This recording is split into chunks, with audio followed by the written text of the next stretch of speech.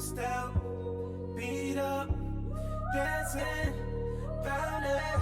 I found you somewhere up, down there, right there. Lost and beat up, found it, dancing. I found you somewhere up, right down there, around there. Lost and found out, turned out, now you know that it found out that you turned out, how you turned out. If mama knew now how you turned out, you too wild, you too wild, you too wild, you too wild. I need you now. Love you, found you, found you, I found right now, right now, right now. If your mama knew how you turned out, you too wild, you too wild, you too wild, you too wild. And I need you now. Lost it, find out. I'm not sorry. Cry, only sorry when it's Tennessee. Don't fool yourself, your eyes don't lie. You're much too good to be true. Don't fight, yeah, I feel you burning, everything's burning. Don't fly too high, your wings might melt. You're much too good to be true. I'm just bad for you. I'm just bad, don't fool yourself, your eyes don't lie. You're much too good to be true. Don't fight, yeah, I feel you burning, everything's burning. Don't fly too high, your wings might melt. You're much too good to be true. I'm just bad for you. I'm just bad for you.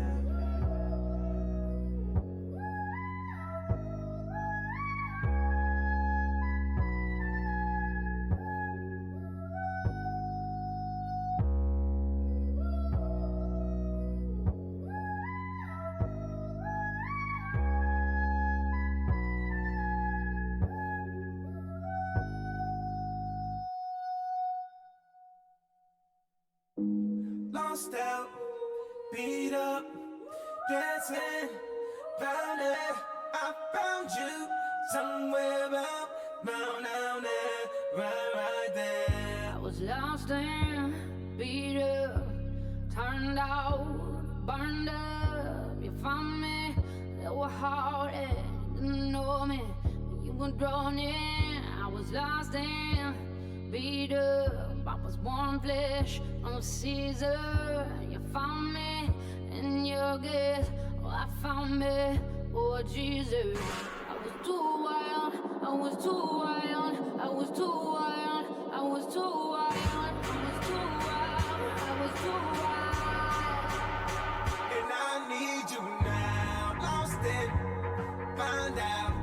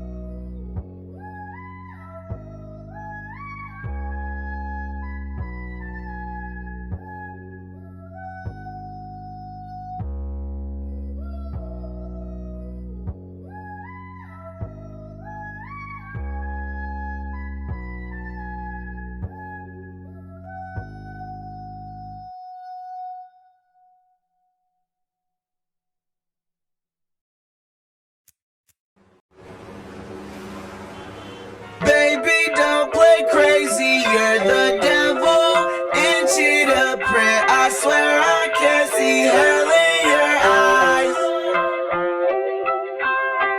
You broke my heart into pieces. I'm having these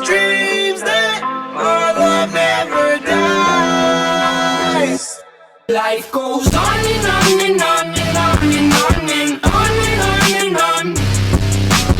On and on and on and on and on and on and on and on. On and on and on and on and on and on and on and on.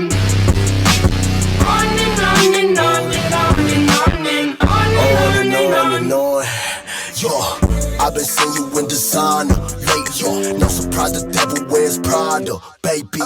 Feeling like I'm drowning in some lava lately. I taught you some game and you still tryna play me. Gotta tell myself keep your cool, simmer down.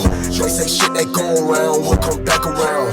Gotta keep my tool like I'm a mechanic now. No matter what goes down. Life goes on and on and on and on and on and on and on and on. On and on and on and on and on and on and on and on. On and on and on and on and on and on and on and on. On and on and on and on and on and on and on and on. Baby, drive me crazy, you're a rebel. You see the cliff is straight ahead, but you gon' still drive. They say you hate me and I feel them. At least I know the real them, 'cause you've been disguised. Life goes on and on and on and on and on and on and on and on. On and on and on and on and on and on and on and on. On and on and on and on and on and on and on and on. On and on and on and on and on and on and on and on. Yeah, yeah, yeah. Work all day and then I wake up. Work all day and then I wake up. Work all day and then I wake up. Work all day.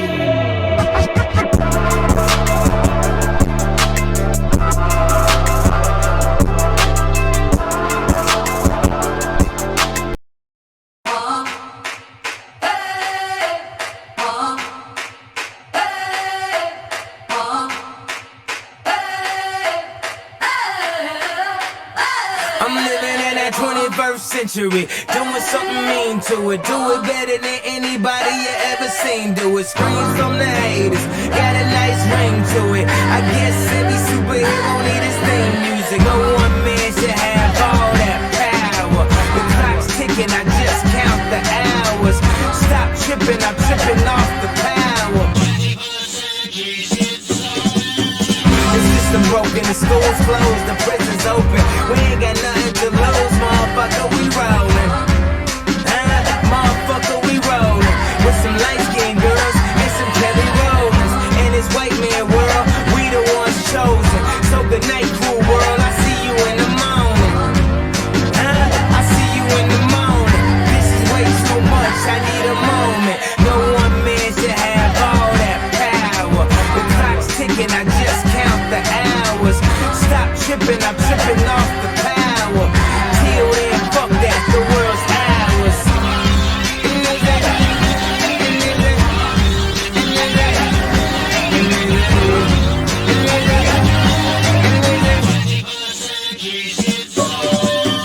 Fucking Chanel and the whole cast. Tell them Easy said they could kiss my whole ass. More specifically, they could kiss my asshole. I'm an asshole, you niggas got drugs. You sure-minded niggas, sauce is Napoleon. My furs is Mongolian. My ice brought the goalies and I embody every characteristic of the egotistic. He knows he's so fucking gifted. I just needed time alone with my own thoughts. Got treasures in my mind but couldn't open up my own vault. My talent, creativity, purity and honesty is honestly being crowded by these grown thoughts. Reality is catching up with me, taking my inner child, I'm fighting for custody. With these responsibilities that they entrusted me, as I look down at my diamond encrusted piece, thinking no one man should have all that power. The clock's ticking, I just count the hours. Stop tripping, I'm tripping off the powder. Till then, fuck that, the world's ours.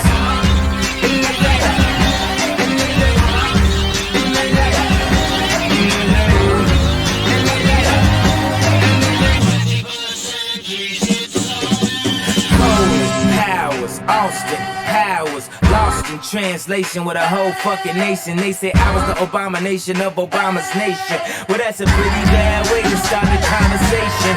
At the end of the day, goddamn it, I'm killing this shit. I know damn well y'all feeling this shit. I don't need your pussy, bitch, I'm on my own dick. I ain't got a power trip, who you going home with? How you doing? I'm surviving, I was drinking earlier, now I'm driving. What a bad bitches, huh? Where you hiding? I got the power, make your life so exciting.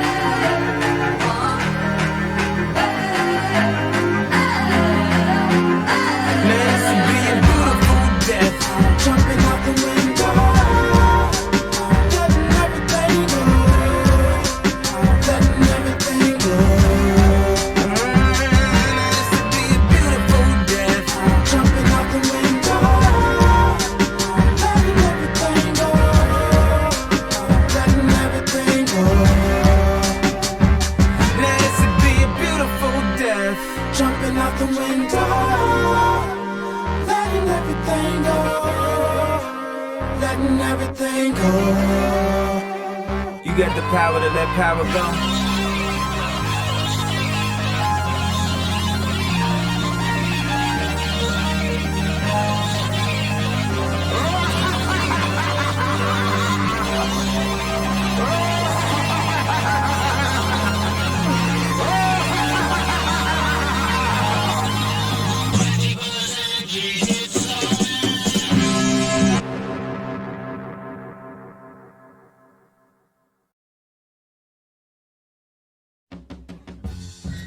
Some people call me the space cowboy.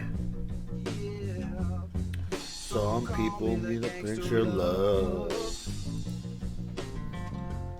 Some people call me Maurice. Wham!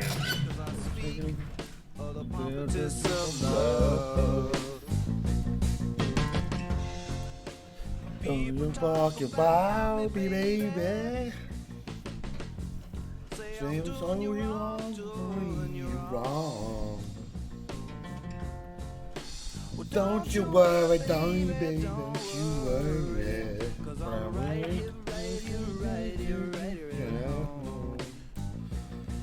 And I'm a joker, I'm a grinner, and I'm a lover, and I'm a sinner. I play my music in the sun.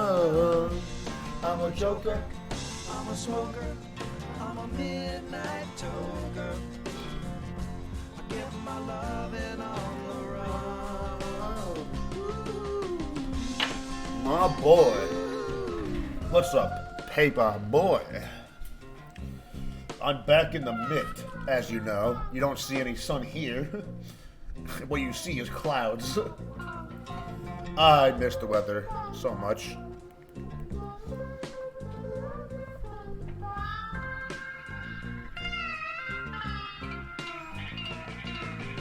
You're the cutest thing that I ever did see.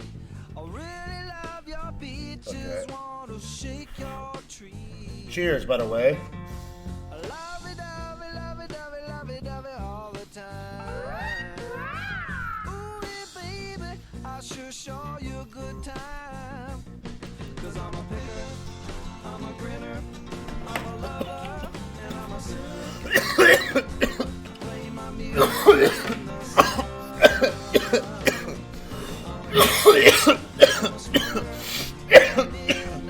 I'm sorry. By the way, thanks for that follow. So where's your dad paying for you just like next to him?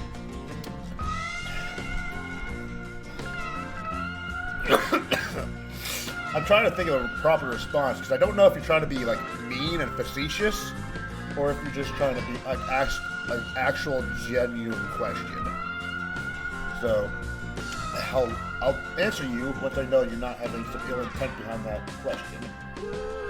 Because I know some people who just want to see me get angry and say some stupid shit. Not happening. But if it's genuine, I'll answer that. I have a problem with people trying to give me a bad time and kill my vibe. Nah, about that. If you get angry, you'd be really scuffy, Incredible Hulk. Okay, I'll take that. I'll take that as a compliment, man. I used to call myself Scuff Rogan.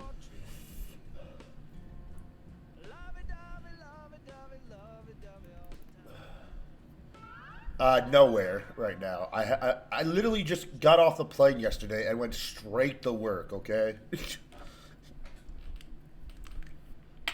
Well, Edward Norton Hulk. Well, he's the most ripped out of the Hulk.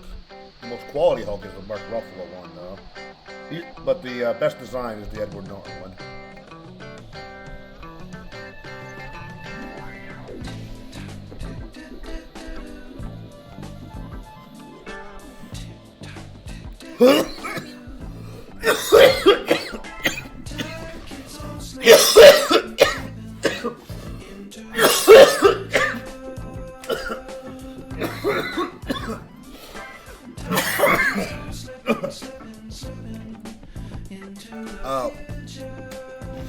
Oh, I'm assuming because Fatty said your dad pays for everything. Not true. Not entirely true. I pay part of my rent. My dad helps. So what? I still contribute. I pay my own bills. I put my own gas in my car that I make at my job. Dad doesn't pay for anything. He just helps. I feel like people get that like mixed up with like people paying for everything and just people helping. There's a big difference, trust me. Like literally my dad wasn't really helping me besides like have this place because I don't make as much money as I should. What about insurance? I don't have to pay for insurance. My dad made a deal with me. He will worry. I don't have to pay a dime on insurance as long as I pay for my own gas, and I'll take that. It's easier to pay for gas, in my opinion. Phone bill? I don't have to pay for that. It's a family plan, so everyone has the same plan. Don't have to pay for that. I have to pay for my own weed, of course. My dad's not going to buy me weed, so I'm making my own money for that. Going to be taking a tolerance break soon once all the weed's up here. So your dad pays for most of your stuff. That doesn't... Are you mad? Like, because Chris is not getting all this money? Like, for real. It's not my fault. Why do people think it's my fault that my dad's helping me? It's fucking absurd. For real, though. Like, I have a supportive dad. So what? Is that really a crime? Nah, I'm mad for other reasons. Explain. I don't even know. Explain. I'm curious. Nah, salt is this way. I don't feel like. Your parents are supposed to help you. Like matching my dad with...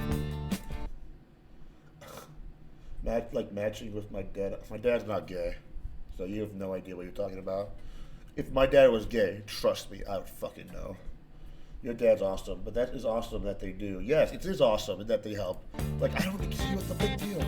No, I matched with that. Oh, okay. I'm sorry, man. That's awkward. That's actually true and not troll. Oh my god. I'm so sorry, man. I'm so sorry. That's not right. Oh, that's some shitty look, and I do apologize for you. If that's true. I got free dinner and some ass. The ass being you. Must be real here.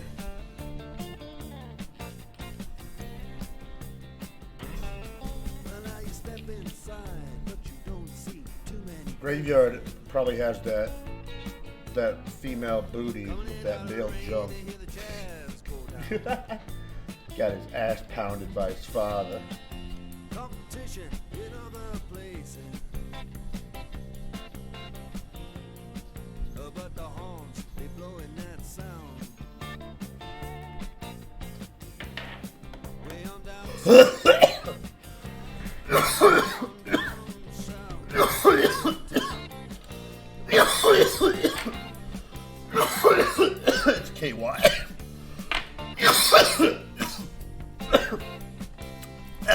slimy.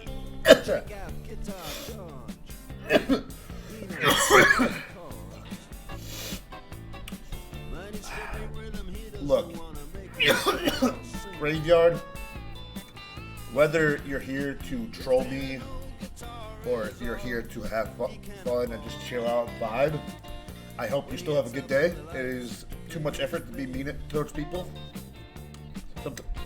especially people I don't know who could have probably decent lives outside of Twitch.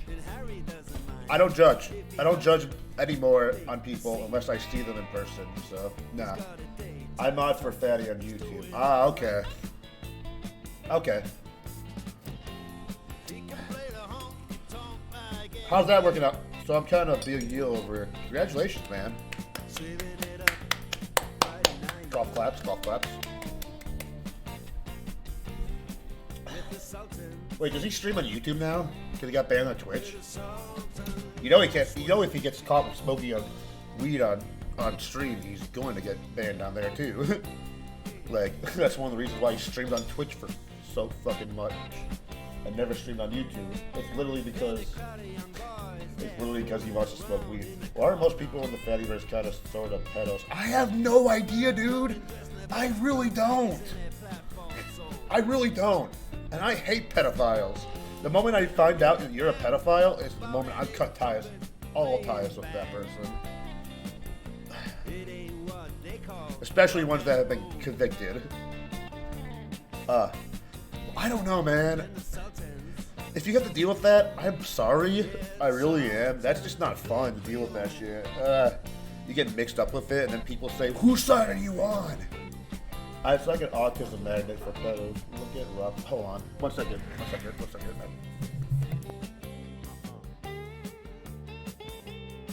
think someone's knocking on the door.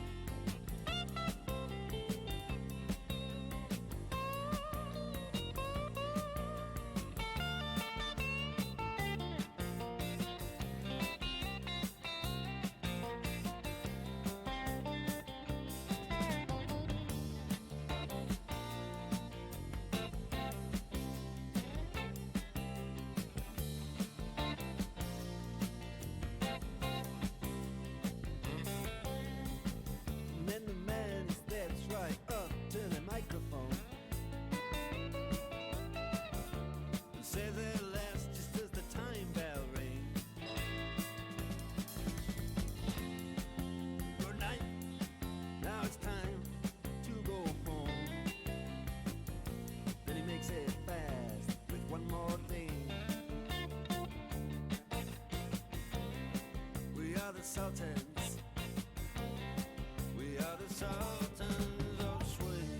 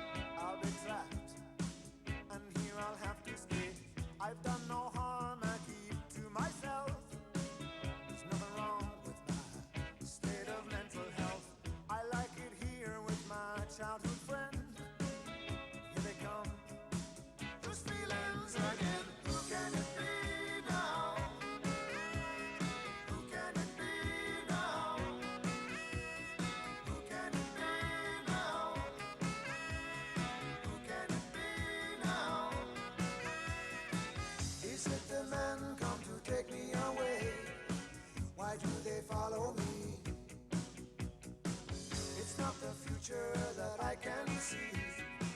It's just my fantasy.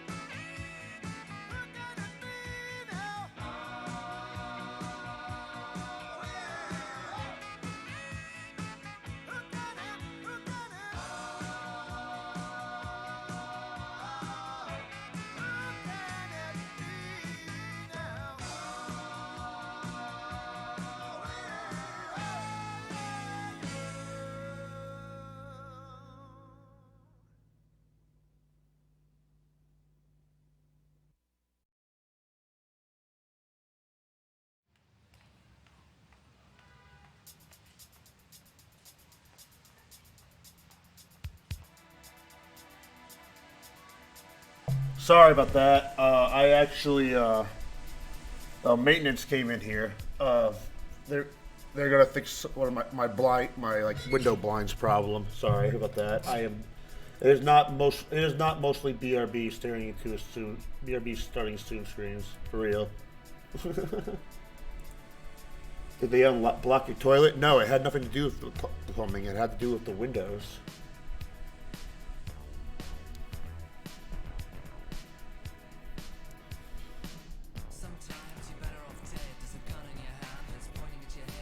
They're literally just standing right in the fucking, like over there on my couch. So like, they're looking at the windows. I gotta like pester the property manager to get me some roller shades, because these shades just suck.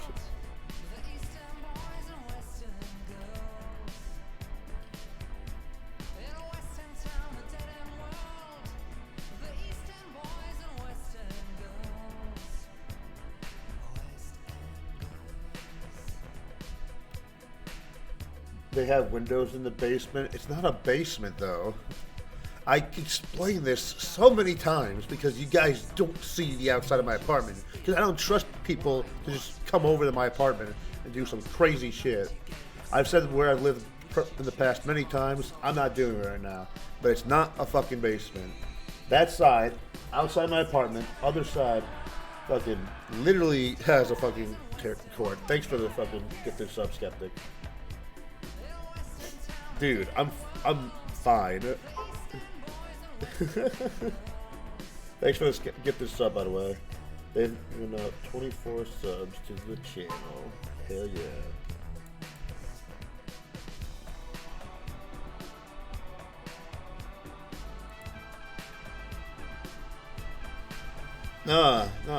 No, it's not just BRB and starting soon.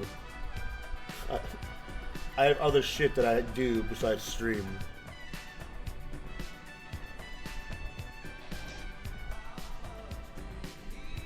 Oh wow, thanks for giving me this streaming your money. How's Spartacus? He's good.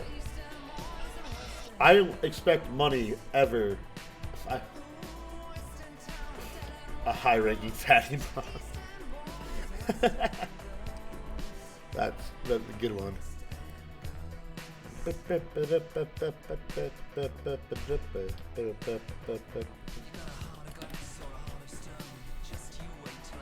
Who, me? No. I'm my own. I control my own destiny. I don't control anyone else's. I make decisions for myself, and I choose to make the time what I want it to be. And I'm taking this day off because I worked yesterday. I'm definitely not as high as Lemon, but thanks nonetheless. I know Lemon. Tell him I said hi. Look, Graveyard. I'm just going to tell you this. you can make your own opinion about me as much as you want.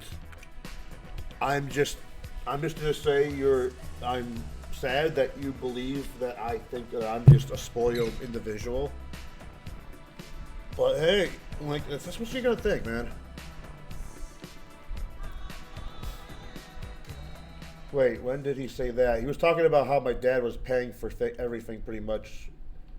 I remember seeing a picture on Fatty Ribbon with you holding a fleshlight. What's up with that? I don't fucking know. Probably something I did. I know I did a lot of stupid shit.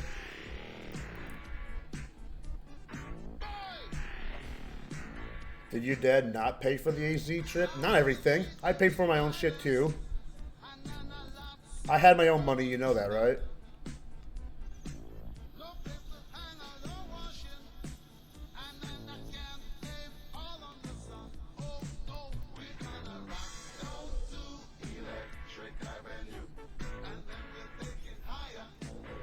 I mean, you don't have to reveal your business. What do you mean? You mean my business where I work? Hey, listen, if my dad paid for everything, I'd be flaunting it. I don't get mad of being in the... No, because here's the thing. I'm not, like, mad that my dad helps me pay for shit. Far from it. I'm very grateful, okay? But I don't want people to think that I'm just, like, helpless, and I'm not. I don't care what people think, really.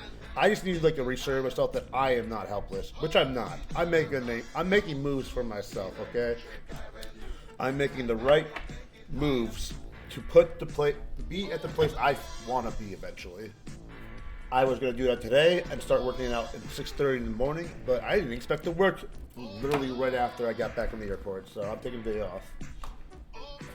Hell yeah, top wash dishwasher money on my dude. I'm not just a dishwasher though, bro. Your dishwasher is just to make money until the actual fucking like what I want to do with my career actually takes up. I don't know, man. I feel like you're just being hateful, just for this fake being hateful. That's just a lot of wasted energy, my dude. Some of the richest people I met used to be some of the poorest people, apparently. Speaking, hold on 1 second.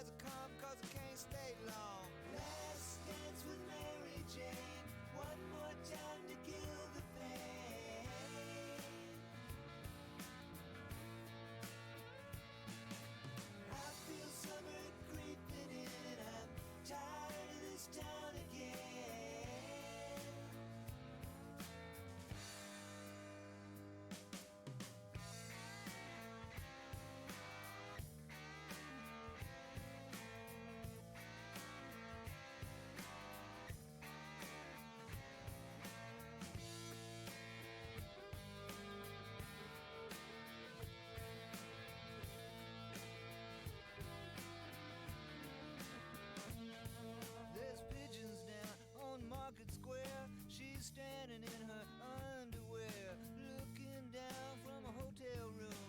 The nightfall will be coming soon. Oh my, oh hell yes. You got to put on that party dress. It was too cold to cry when I woke up alone. I hit my last number, I walked to the road. Let's dance with Mary Jane one more time to kill the pain.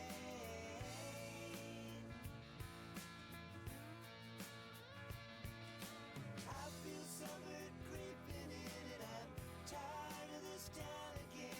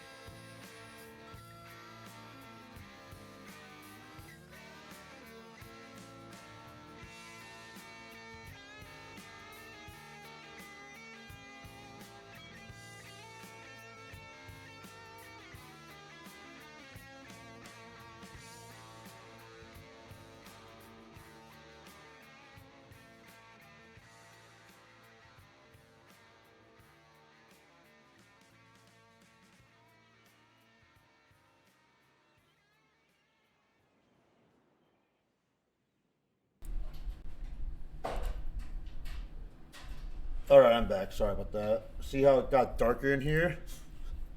Because the window blinds are fixed now. That's why you see it better lighting and see not as much light.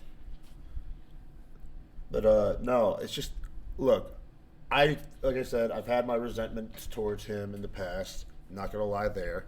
I've had it on many streams and all that stuff. It's not a lie. I have my issues with the man.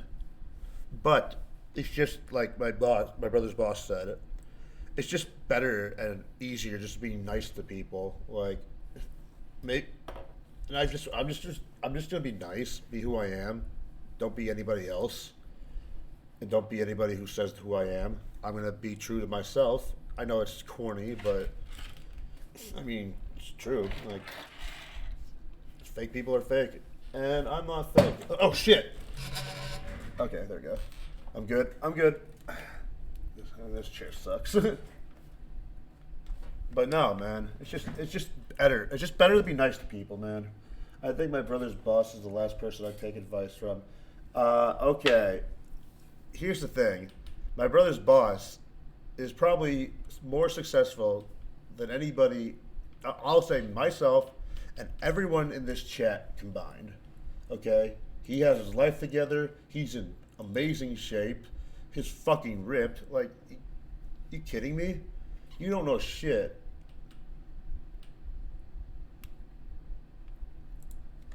Hold on. And this just shows me that I'm right. You guys just talk. A lot of people just talk out their fucking ass. Okay. Let me show you a good one. You don't know me. You're quick to make judgments on people you don't know. Oh, like you? It's someone was like it's someone is, you know, you're a streamer. All you do is talk out your ass. Yo, I'm the most realist person on this fucking platform, I think. And people play me as some sort of fucking fool and retard, but they don't fucking know. Just like you don't fucking know. You don't see what happens off camera.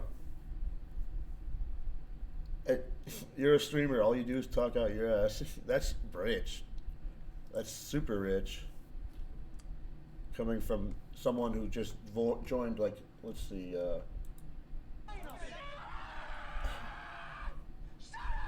Wrong button. Oh my god, I don't care! You had an hour ago. There we go. I had to fucking refresh that shit. Dude. I didn't even press it that time. What the fuck? Oh my god, I don't care! Yo, stop subscribing to me like 3 times. Annoying. Alright, there's a good one. Let's do a recent one. There we go.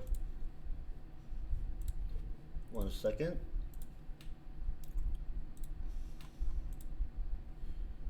Okay.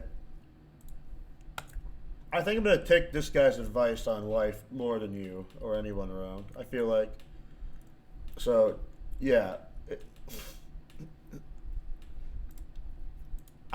You can talk all shit you want. Yeah, that's his boss.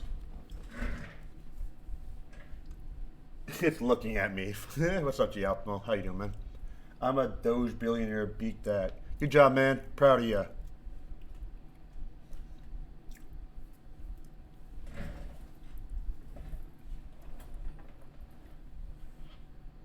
Yeah, that's. I'm gonna take advice from the guy who looks like that. He's a fitness guy. Plus, he has like a very successful podcast. He has actually.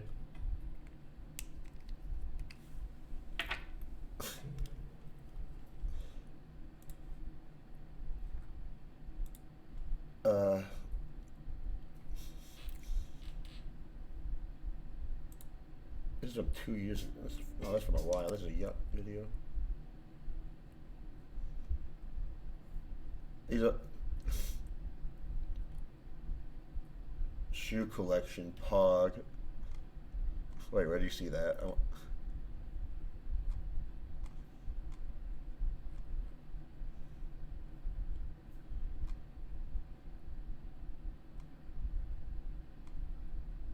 Up top? Okay. I love when people determine success with a podcast, bro. No one cared about that dude's workout advice or what your power shake he's drinking. I don't care that you talking shit, and I definitely know that this guy don't care about what you have to say. And I'm going to take that advice over yours. Meeting the man in person himself and seeing what my brother has become too. I think I'll also take more advice from like my brother.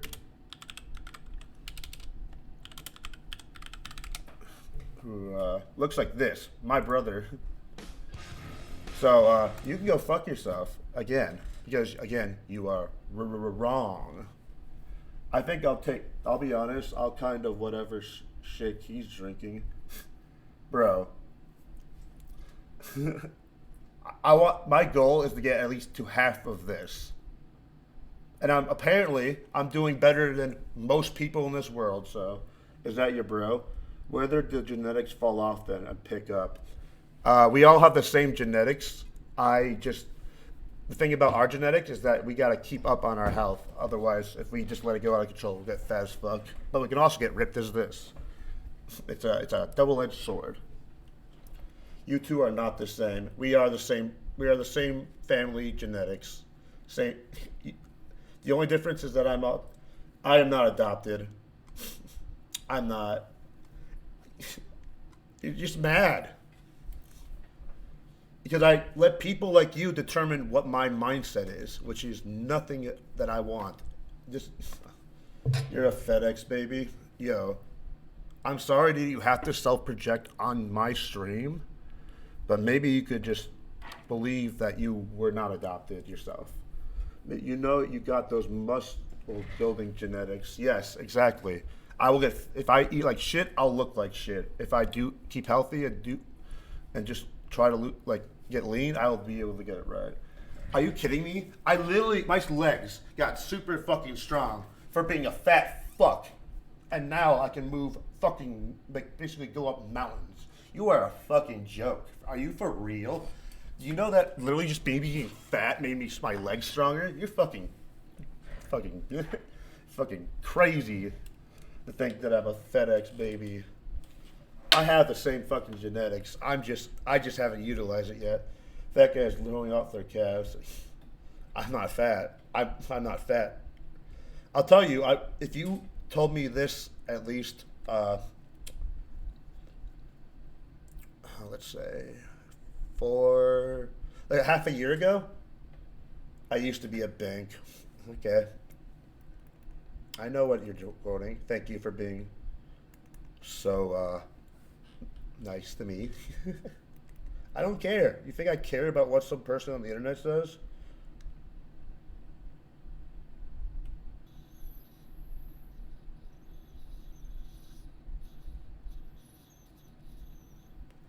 I don't. I'm doing way better than most people on Earth. So, and not just Earth in America.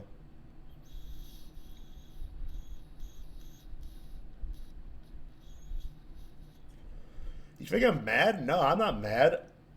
I'm fucking loud. There's a difference.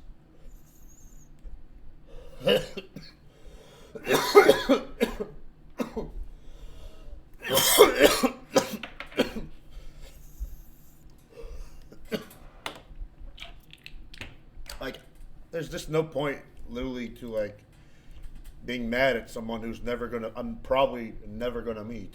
Just saying.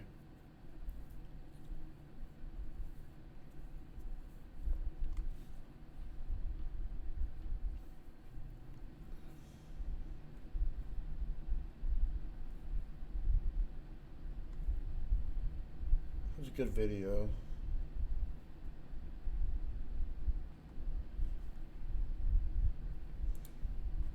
If you subscribe to our Patreon, you get our podcasts early, and if you subscribe to our Patreon, you get our podcast early, and you get weekly uncensored content from us. Like Vinny, just What the fudge? What the fudge? Patreon.com/whatthefudge. Subscribe. You know what the funny thing is? I just learned. Apparently, 90% of podcasts never get past the 21st episode. If you have actually gotten past a 21st episode if you're starting a podcast, if you get to episode 22, you're already doing better than 90% of people that start podcasts. Interesting.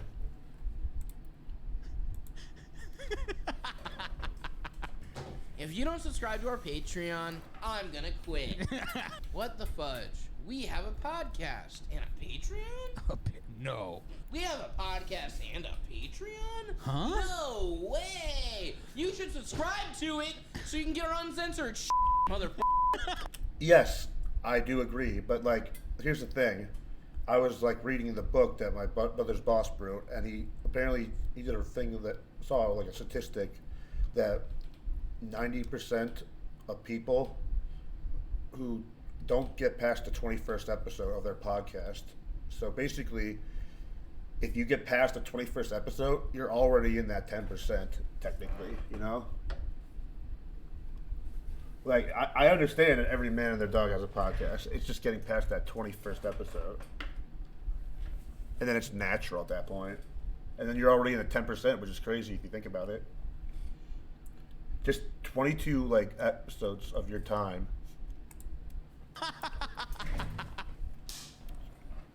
It's crazy to think about it, that's all. I don't think we need to introduce. And people don't give it themselves a lot more credit than they should. and it brings them, and people bring them down, and they can't. What's up, my beautiful? They can't think what other people What think is about up? them. This is the They What don't the care. Fuck podcast episode. And I'm Zach. Like, and there's that's some been- people I'm obviously gonna care who thinks of me, like my family. What's and going on, my dude? friends. Not much. I mean, But like, right, you know, but just life's strangers. been awesome. I don't give a shit anymore. Is it? Yeah, Is it's it been that great. awesome? No, not really. It's been horrible. No, it's been. You don't It's know been me, something. You know. that's for You know sure. what? I'm. and the only way you'll know me is if you actually hang out with me.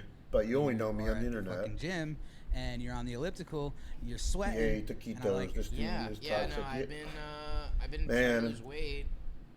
I have lost weight actually. He is being toxic, I was, but like, let him be who he dude, is. I He was has no control pushing over his own almost 500 decision. pounds. I was Doesn't have 460, make his own destiny, something like apparently. that. Yeah.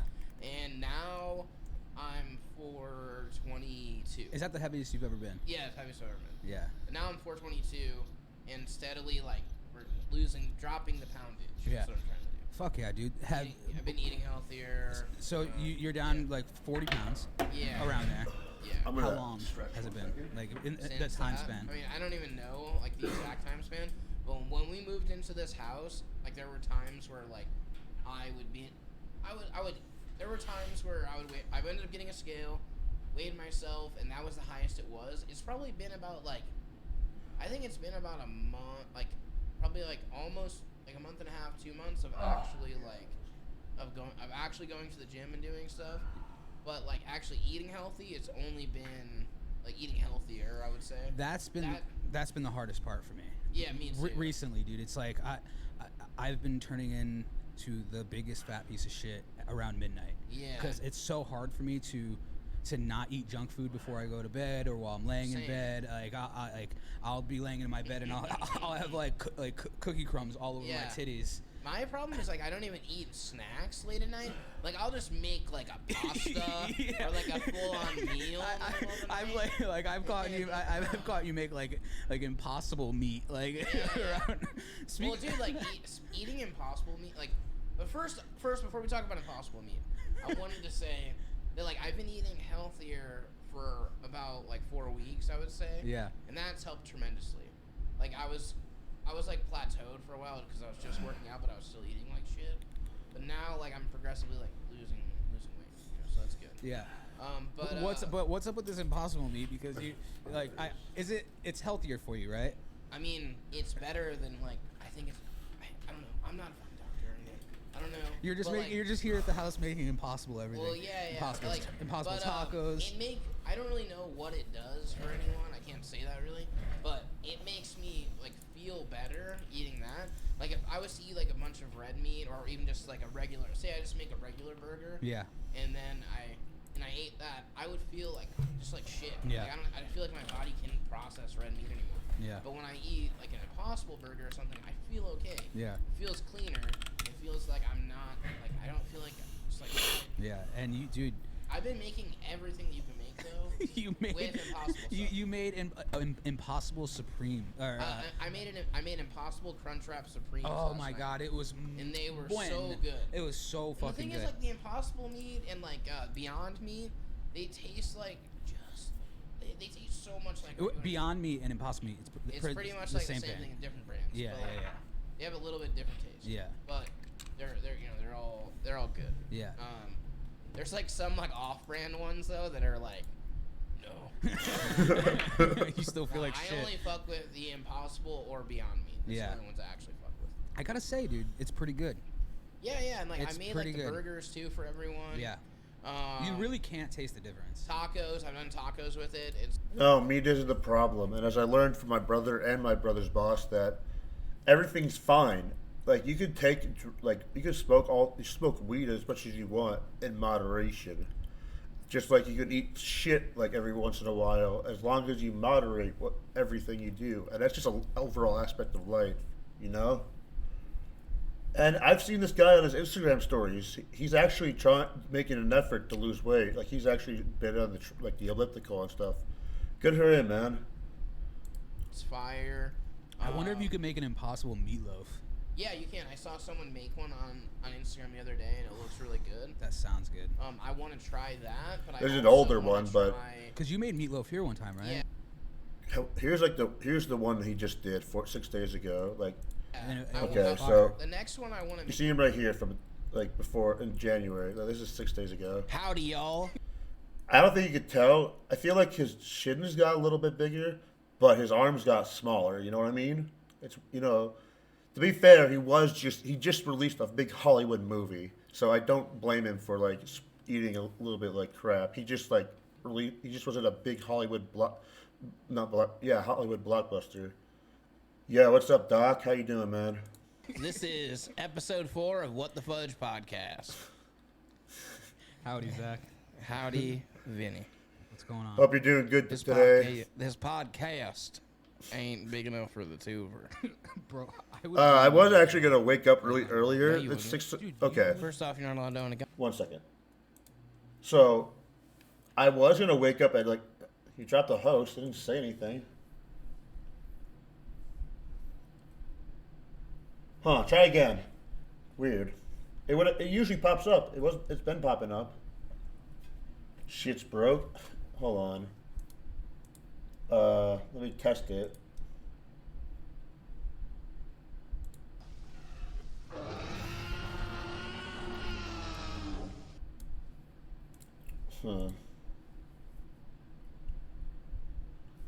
Okay.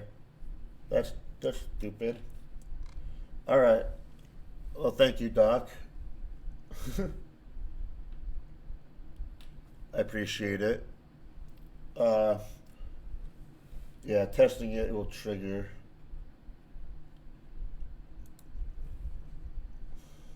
But it's not working. Damn. Damn, fuck. That's dumb. It's Twitch's end. It's not my end. That's good. Sorry, I was doing some work stuff. Oh, you're fine. I was just talking about the moment I got on the plane, like off the plane in Grand Rapids. I pretty much went back to Michigan, Muskegon. I got John. He drove me back. There we go.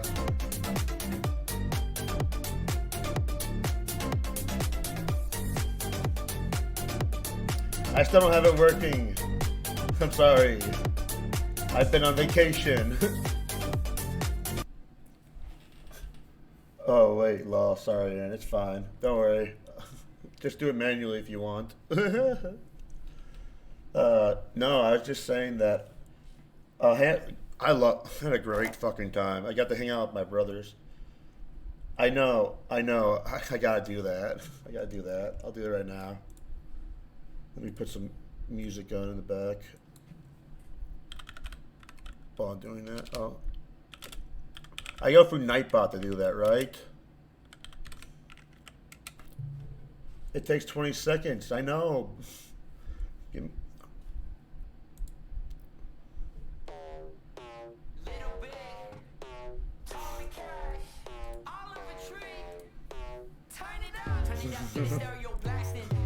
Nightbot, right?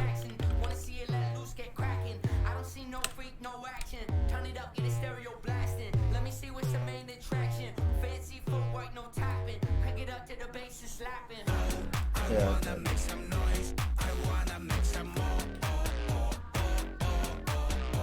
Fuck that, there's no charger.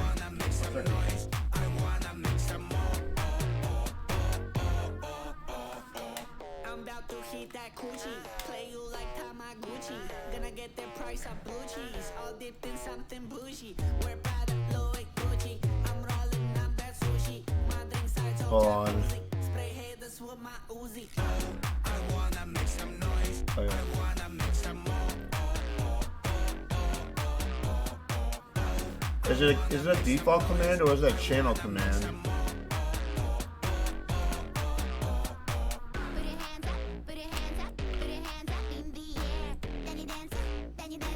That's custom command, okay. Add command.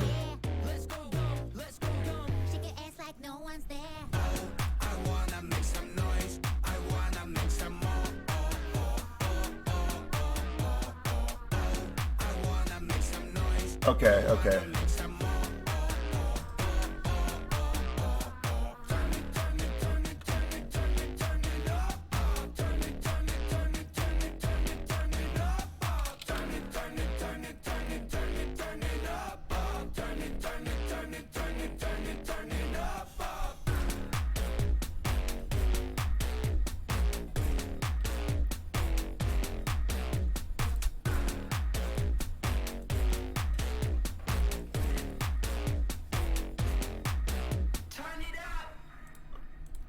Okay.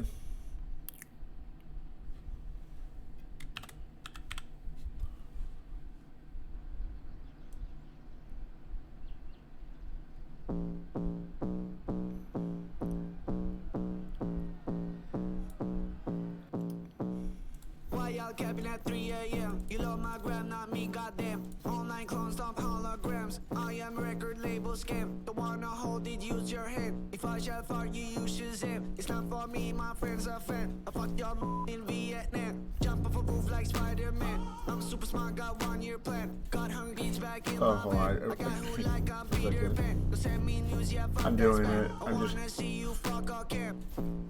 Fuck off.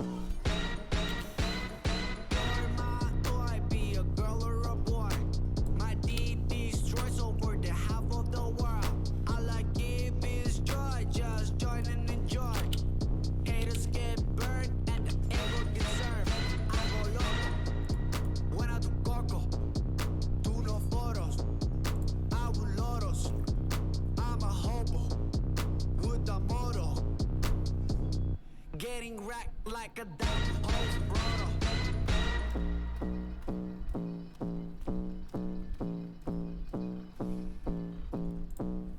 I got banned, don't understand. Bombs are planted, I'm canceling. I don't use guns, we use rubber bands. Right back home on my Okay, Xbox. should Better work than now. him, yeah, that's a fact. My notes and shows are always packed. Playing you fly will get hijacked. Crash straight into my boss's jack. Wipe my ass with a milli contract. Hit his little hands, yeah, getting cracked. My grandpa's heads up, says I track. Zero wrong and I'm correct. Why you act on clear my direct? Everybody getting wrecked, getting wrecked, getting wrecked.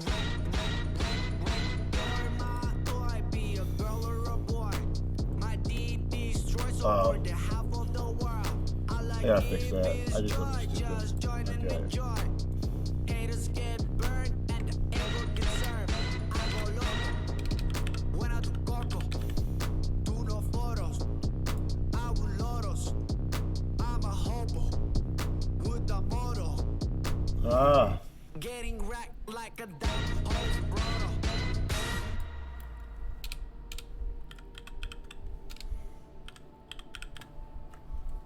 Fuck. Let me try again.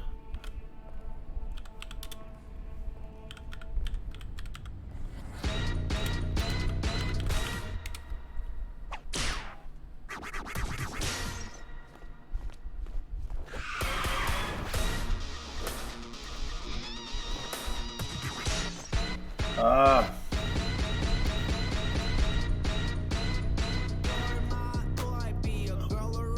Do I need an alias or no?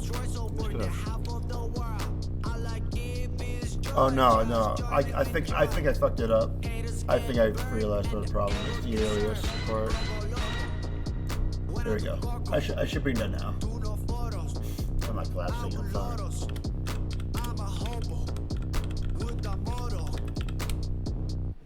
There we go. There we go. I got it. See, I got it. It was the alias part. That's what was going up. I figured the problem. No, 3 minutes and 32 seconds later, pretty much when this song started. I got it to start up. Gun, because you're a felon. Secondly, I would ruin you. You wouldn't beat a guy with you wouldn't dare shoot a guy with. I have the fastest hands in the West. That's bullshit. Facts. No. How many times did you jerk off yesterday? Whoa, that's a transition that I've never even heard of. How many times? Yesterday? I'm talking about fastest hands in the West right now. Okay, yesterday twice. Okay, you want to hear it? Is it more? Because you already like. Yeah. So so between. This is fucked up. This is like so messed up. This is so fucked up. Between. It was. That's OTK. It was between 4 a.m. and about 10 a.m. It was 6 times. So, 4 a.m. and 10 a.m. Yeah. Okay. And then I did one more. No, I do not know I did one more to end the night. Yeah. Okay. For the voice, for anybody that doesn't know, the voice you're hearing, we have TK here helping us with the sound and video. What up? What's What up, y'all? It's TK. Thank you, TK. But that's disturbing, first of all. Yeah, Second of all, like, that's got to be unhealthy. TK, could you pull up? No, dude. We need to know this. It's chill. It's chill. We don't need to know. Yeah, we need to know this. The health benefits, or is it bad for you to jerk off a bunch or more? Like, what are the average times somebody jerks off? Can you jerk off? Masturbation isn't physically or emotionally harmful in any way. It's pretty emotionally harmful. No, I don't think so, dude. I'm good. I'm mentally well. 5 signs that you're masturbating too much. Okay, Zach, you need to pay attention to this. Okay, I'm paying attention. Number 1, hurt yourself. Some guys masturbate so often that they could actually hurt themselves. These injuries could be mild or 1 second. more We'll make serious, the coffee. like Peyronie's disease. Wait, didn't you hurt yourself jerking off like a couple years ago? Yeah, I broke my tooth. Yes. Yeah. Yeah. It was messed up. Please explain. No, I was doing the deed. I was doing the deed, and like someone knocked on my door and they're about to come in. It was my roommate, and I rolled over really quick, and I was like, "Don't come in!" And then I rolled over, hit my face on the nightstand, and chipped my tooth. That's so fucked up. Yeah. You can't make that up. That needs to be written into a skit. I know, that's why. That needs to be written into something. It was this one. It's gone. Yeah. You're missing so many teeth. Too many. I'm about to get all these motherfuckers fixed. No, I didn't just like. It wasn't just like. No, You ejaculated so it wasn't hard. like that. It wasn't like that. It's just No, that's not how it was. Okay, number 2, your I wouldn't job even- suffers. If you can't complete a work task because you can't stop thinking about masturbating, that's when it becomes an issue. That's not like. That's the thing. That's not like that for me. Yeah. It's like I either don't do it at all for like ever, or like or There's it's no like, in between. There's no in between, and then like that's it. Like, So you're telling me that you've never been on set or no, and it that's just- fucked up, dude. No, what the fuck is wrong with you, dude? It's- number 3. your Wait, also, but you got to show that like people that are looking, they think that people that are looking this up are also going to see clip. yeah, I don't know why the fuck that's there, dude. also made by Paramount. Dude. Number 3, your friendship suffers. Do you cancel on friends because you'd rather stay home and masturbate? Are they getting annoyed by your constant flakiness? Then your masturbation habits could potentially be an issue. Never. Never.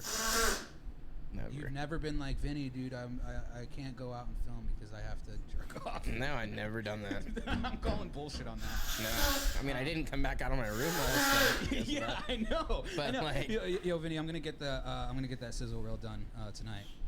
I'm waiting out here. I'm waiting out here for hours, waiting for him to come out. And I was just It like, got fuck too late I'm by the going time I I'm was going to like bed. ready.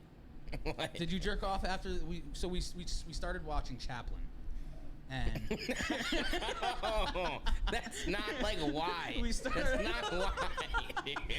Are you jerking off to Chaplin or Robert No, Downey Jr.? Like, not who at are you- all. we started watching Chaplin, and then he just like slowly gets up, thinking I'm not gonna notice it. walking No, into I his room. said I gotta go do something. I was like, I need to take a shower, Yeah. and I did take a shower. But yeah. Yeah, so it is. All right, getting coffee's in the way being of made work. right now. No, it isn't, dude. And your fr- That and was your one time. friendships. One time.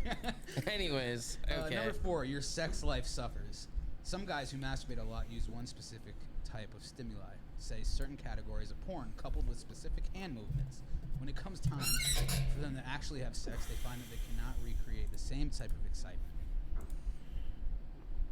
That's, Right. I wouldn't say Just that turn applies this to shit me. off, dude. Why? Because No. it's hitting home too much? This isn't true. Basically, if you watch the same porn or use the same hand motions every time you masturbate, it teaches your brain. I don't and even your watch body porn anymore. That's bullshit.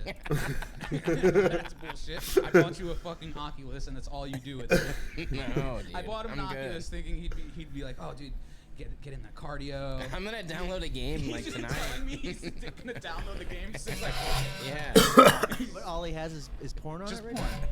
now? Don't lie.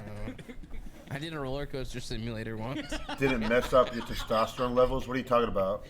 Did you jerk off on the road? Oh, no, that would be really fucked up. No. You like jerk off into the thing No, and no, you're just spraying no, everybody no, down on the ground? no, The virtual no. sim people on the No. ground. Oh No. man. All right, number. I don't think so. Number 5. You always think about masturbation.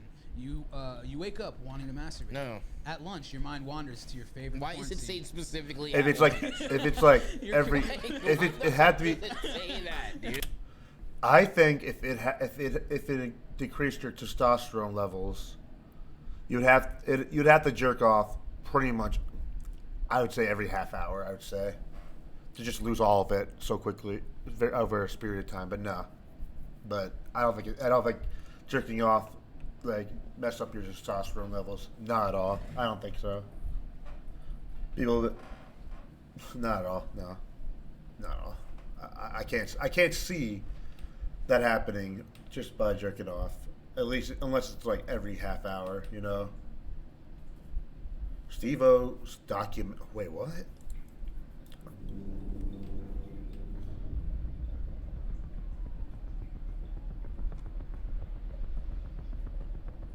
I feel like I've taken my art to new levels. And no, I don't regret any of it.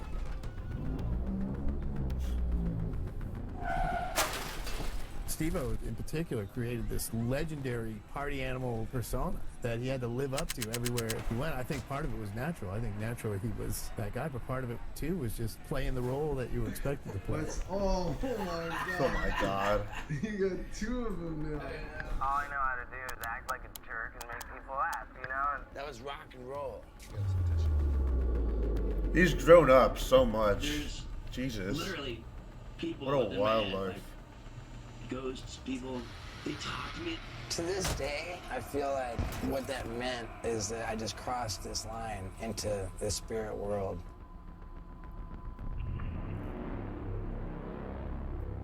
I was possessed by demons, and I think that that's pretty evident in some of this footage.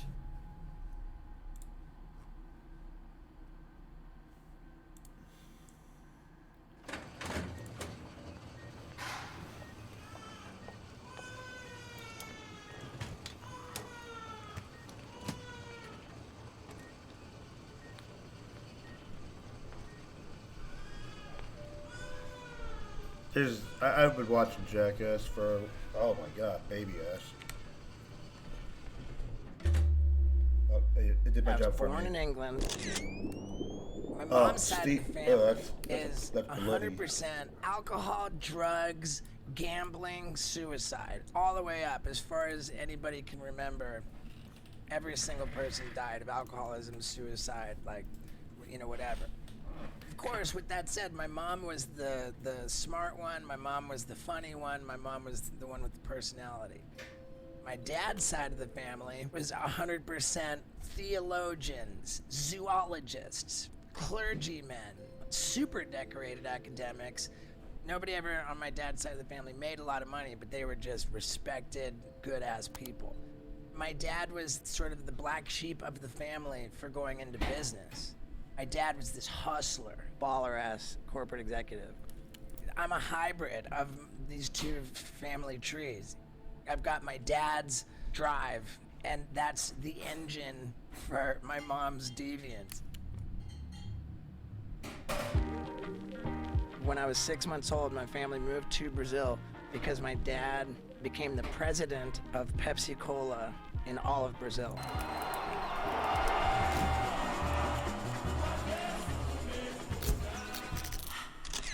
I was raised by fucking like these Brazilian servants that lived in the house. So I spoke my first words in Portuguese.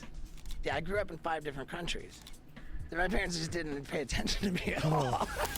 I wanted like so much attention and like I would act out and just like turn everybody just off. And like I was just not like a comfortable kid, and I had like a really like bad social skills, and so like I was always uncomfortable. So every time my parents told me that we were gonna move again, I was like, oh sweet. What's up, Greedy you know, Pete? I got Thank you. another Appreciate try. it. And I was like, this time I'm gonna be cool. I have set like alarms for like waking up at 6:30 in the morning. I was gonna like wake up at 6:30 today and work out, but because I had to work last night right after I got off the plane, pretty much went back to where I live. I had to go right into work, so I'm just taking it easy today, and then I'm gonna wake up early and work out. Cool. And everywhere we went, there I was.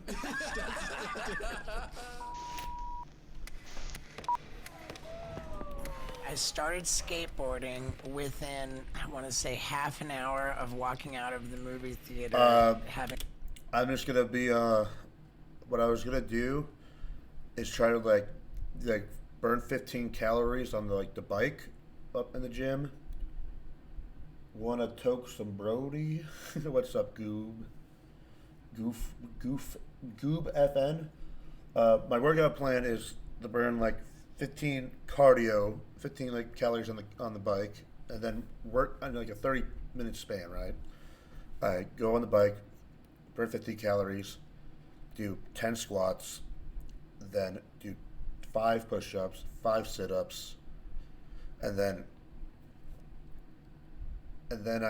and then I do on the treadmill and for like 2 minutes, and then just start over until it's all done. Having seen Back to the Future See how many reps I can get in for. in 1985. Actually, no. I was living in. Not the treadmill. My brother says treadmills aren't the greatest. But won't be the treadmill. I'm gonna do. Okay, here's what I'm gonna do. 15 calories on the bike.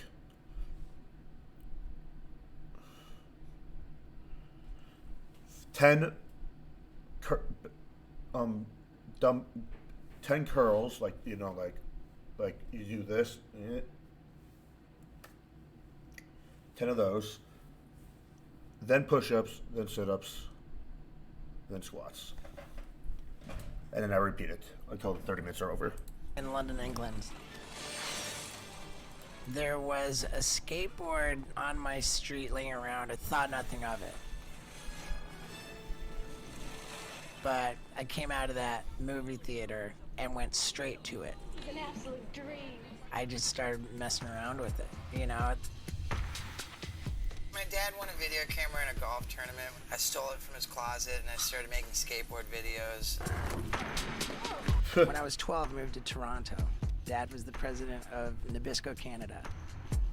And I brought the skateboard with me to Canada, but I didn't have like a bunch of friends to skate with. And I just kind of dove more into like being a big like heavy metal music fanatic. I was a fucking rabid Motley Crue fan. I mean, I got fucking Motley Crue all over my bedroom walls. I'm fucking crazy about these fucking guys. Now, they come to Toronto for their Girls tour. They're doing Maple Leaf Gardens. And Nabisco, Canada had a skybox in the arena. My dad said to me, he said, hey, I know how much you love Motley Crue, and so I'm going to bring you to the concert. We can sit in the Nabisco skybox. And I tell my dad, Dad, watching Motley Crue through a plate glass window sucks. And he says, all right, well, you know, basically fuck you, you know. He's like, if you can do better, then we'll do better. Then we'll use your tickets, you know. Right away, I'm thinking, they're gonna check into the hotel under the name of their manager, Doc McGee. Huh. And I just straight start calling every fucking hotel in the Yellow Pages. And when the hotel answers, I'm like, will you please put me through to Mr. Doc McGee's room? My mom was just furious because I was tying up the phone.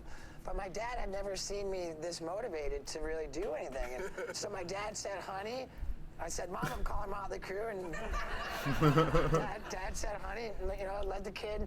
And it's probably spent 3 hours doing it. I finally got through. And this guy answered the phone. And I said, hello, is that Doc McGee? And he said, no, this is his brother, Scott. Who's this? And I said, it's in Motley Crue, no way. And he asked me how did I get the number, and I told him I called every hotel in the Yellow Pages. And he said, dude, that's awesome. He says, how would you like if I put your name on the list for backstage passes? And I could get you tickets in the 5th row in the center. So there I was, and I got my picture taken with Tommy Lee and Nikki Sixx after the show. That's cool.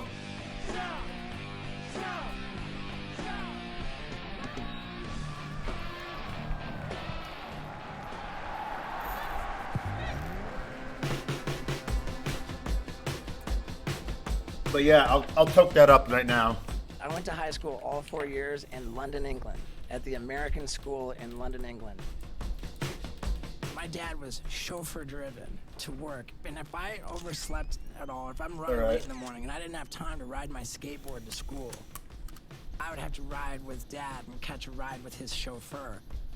When Dad was like running Del Monte, the canned fruit company, he took the family to Kenya. We come out of the airport in Nairobi, which is in Kenya. Come out of there, and there's just poverty, man. Like people with like no shoes and like tattered clothes, and there's the flies all over, and they're like begging you, and they usher us like the family like into this like limousine, you know, and they get us and the car's sitting there, and I'm inside the car. This poverty, I'd never seen poverty, but I remember thinking to myself, what the fuck have I ever done to deserve to be in the car instead of scratching at the car? And I felt ashamed, man. I felt ashamed of like, what did I do to be in this car?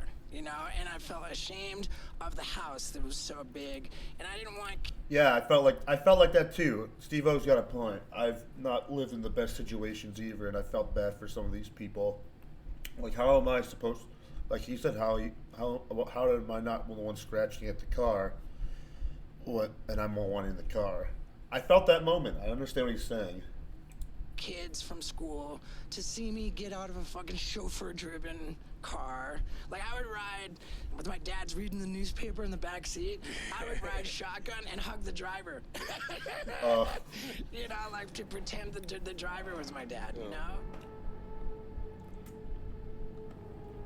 There's this feeling of like discomfort. I'm not comfortable in my own skin. I don't know, there's something wrong with me, but I'm uncomfortable. I need something to help soothe me.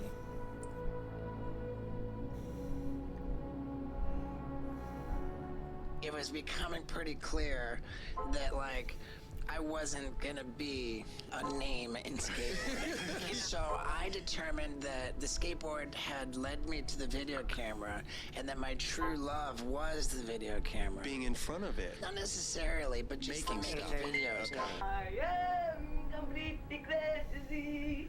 You know it, baby. You know, the students in my school were largely American, very privileged. Like 80% of my senior class went on to Ivy League universities. I graduated from high school barely, and then I went to the University of Miami. And less than 2 weeks after classes started my freshman year, I was already on final disciplinary probation. And I mean, you don't have to be Sigmund Freud to look at like how I grew up and you know, my alcoholic mom, my dad who was never home, who was a corporate executive. The University of Miami. They had an Olympic pool. Instead of going to class, I'd be like bouncing on the diving board. And I'm like, I'm never gonna be a diver, but if I jump strictly off of like roofs of like apartment buildings and shit into shallow pools, then it's badass. Yeah.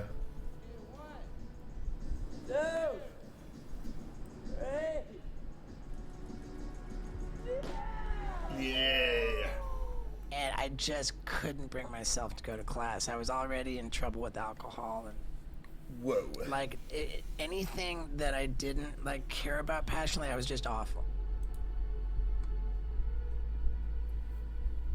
And I failed my classes and I just dropped out. I just gave up. I just wasn't cut out for making it to class, so I decided that I was going to keep playing with that video camera. Right. And I was determined to become a famous stuntman. That's not good. Steve-O's dead and there's gonna be trouble. I'm going to become a famous stuntman. Everyone's going to think I'm rad. And like everybody I told this to, they just thought, what a shame. What a fucking loser. Everyone just felt bad for me. And I don't know that I believed I would be successful with that. You know, like, even with all my crazy skills with drinking bong water, like, I couldn't get a job. The way that I came up was by spending money that I didn't even have to spend on VHS tapes and recording back and forth between 2 VCRs to make my edits, and then going to the post office with money I couldn't afford to spend to ship these tapes to anybody I thought would watch them who might be able to help me. And it was all people in the skateboard industry. And dude, I didn't get anywhere. And I found out about Ringling Brothers and Barnum and Bailey Clown College. Oh, my trip was great. Thanks for asking, Bilbo Jones. Harder to get into clown college than Harvard. I graduated from Ringling Brothers Barnum and Bailey Clown College, which was statistically harder to get into than Harvard. So naturally, I was very proud of my acceptance. When I was going to clown college, my cousin was going to mortician school, and our mothers were intensely debating whose son was a bigger loser. And I didn't give that much of a fuck about being a clown. I just wanted to become this crazy famous stuntman, and I thought if I could graduate from this prestigious, you know, Ringling Brothers Clown College, where it's so hard to get into, when I'm trying to become a famous stuntman, I'll have like some legitimacy where it'll be like, it's like, yo, I'm a trained circus professional. You've heard of the circus, and I'm like legit. I was like, dude, if I could graduate from there, people would take me seriously. We would train 14 hours a day, and then I would start drinking and getting loaded and doing all my dumb shit. Day number 2, Clown College, dude. Yeah. Every single night, and we were partying right now. The first week, I had to get my head stapled together because I was skating and you know, ollie down these stairs and hit my head on this like cement like beam, and like I had to get 5 staples in my head, and it sucked because it's like, what are you doing? You know, it's like you're coming in fucked up every. Yeah, what are you doing? This is a big opportunity. Like everybody's taking it seriously. We're gonna bring you to the fucking hospital drunk, you know. And so I got in my own way a little bit.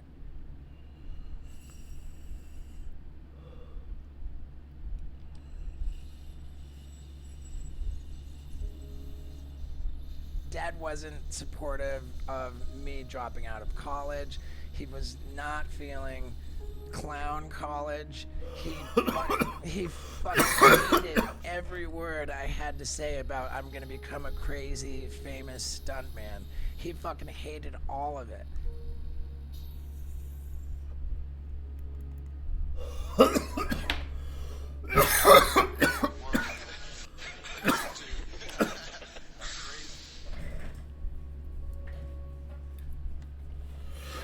Publishes like 20 some odd porn magazines and 1 skateboard magazine. Big brother. Big brother.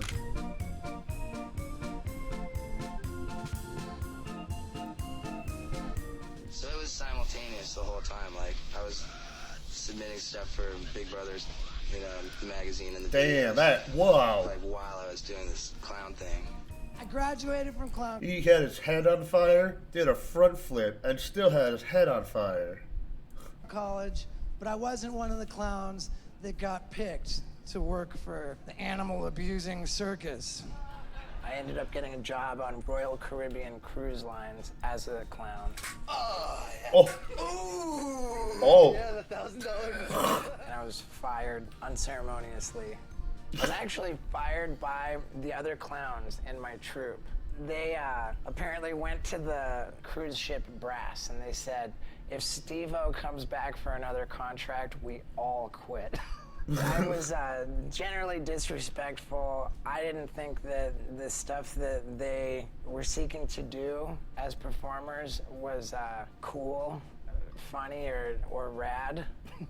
I had my own skill set. I had a handful of really I can't do that. crowd-pleasing Good shit. abilities. And I deserved to be fired, but I also think I deserved to be told that that was the case. I had our boss clown tell me there's a clown mutiny. You know, it's time to call up your skateboard buddies and try and get something to happen because you have no job. And I called up Jeff Tremaine. Jeff Tremaine. Jeff Tremaine was in charge of Big Brother Skateboarding magazine. And when I made this call to him, I was trying to get on the cover. So I called up these guys I knew at a skateboard magazine in California. I said, oh man, I'm gonna get on my stilts and light my whole stilt costume on fire. I'm gonna crack open a beer and pound it while I tip over and splat on the concrete. So these guys from the skateboard magazine said, we will shoot that.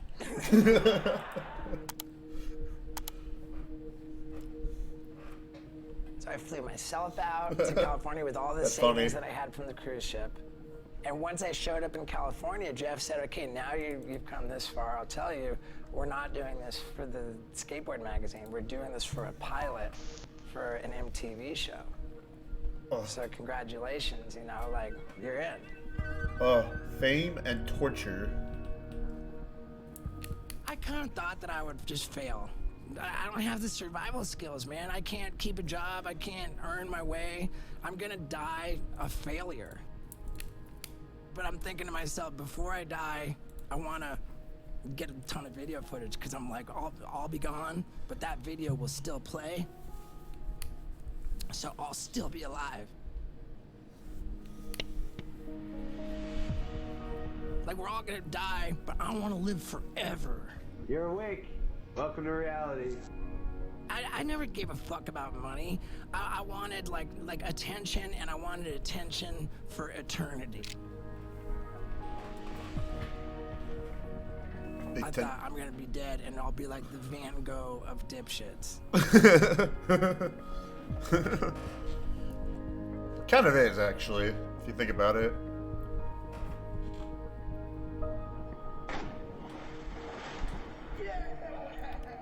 Yeah, Steve-O. Yeah. Warning: the following show features stunts I performed just saw by Jackass professionals Forever. under the That was supervision good of too. professionals. Accordingly, MTV and the producers must insist that no one attempt to recreate or reenact any stunt or activity performed on this show. Hi, I'm Johnny Knoxville. Welcome to Jackass. 3, 2, 1. So long ago. It's a lot easier to get famous than it is to get rich. When Jackass started to air, I was unemployed, homeless, and people would recognize me and ask me for a picture or an autograph, and I'd be like, yeah, sure, like, can I sleep on your sofa? With the first season of the TV show, at the end of the day, I made less than $1,500.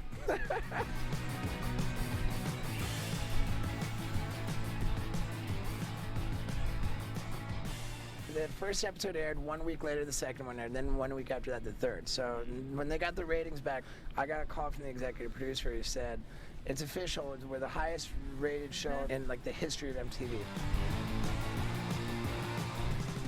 Hello, my name's Johnny Knoxville, and I'm going to take a shotgun blast to the face. Okay, ready?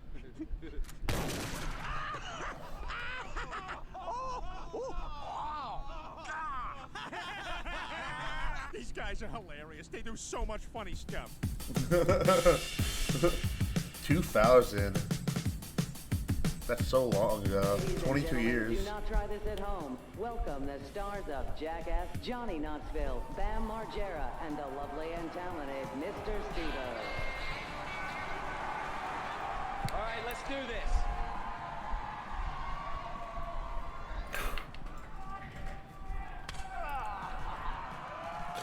Ow.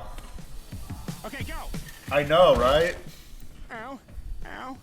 Ow. Oh my god. Oh my god, are you okay?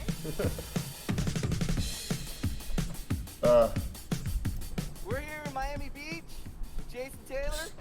And This is, I think this is 2. I'm pretty sure this is 2, not 1. Are you ready, Preston? It feels like 2. 3, 2. Cause I didn't see the first one in theaters. I was too young.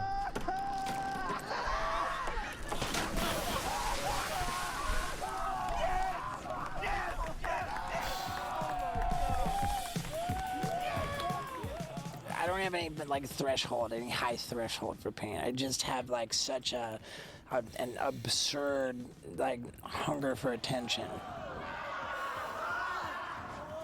It's not that I don't feel pain, and for that matter, if I didn't feel pain, or if any of my buddies we did Jackass, like if, in the absence of pain, there would be no reaction, which is what makes the footage compelling, you know.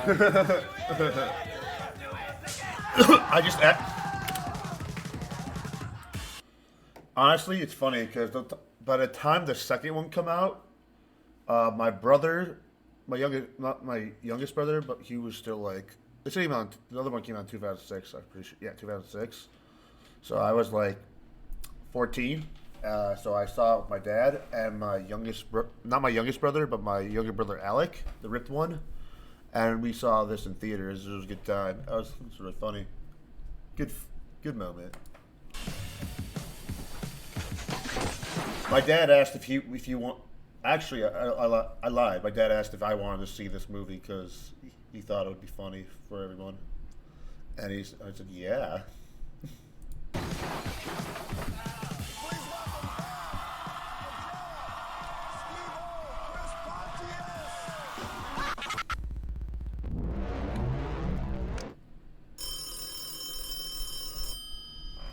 I got a call from this guy. He was like, hey man, I'm calling you from Cleveland. This guy was a rave promoter from Cleveland. And he says, I'm throwing a party and I want to fly you out to attend this party.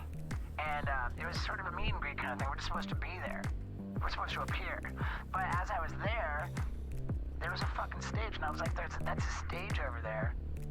Well, yeah, what happened, like, I got on that stage, and I kept people at that stage, like over 1,000 people for over an hour. They gave me a microphone, and I was like, doing, like, my fire-breathing acrobatics, like, nut kicks, and, like, this, and I kept doing all this crazy shit, like, cutting myself with the light bulb and chewing and swallowing the glass, like, all my shit.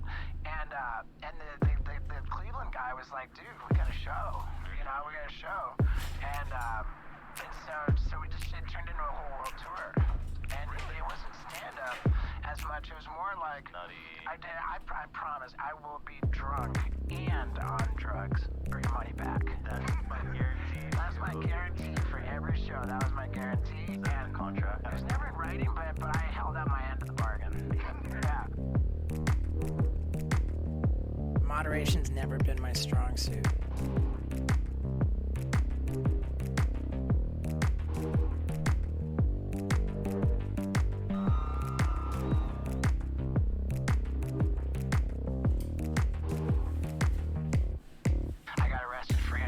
Drug smuggling in Sweden. I mean, there's even a bunch of stuff I didn't even mention, like, like being arrested all over the States and stuff.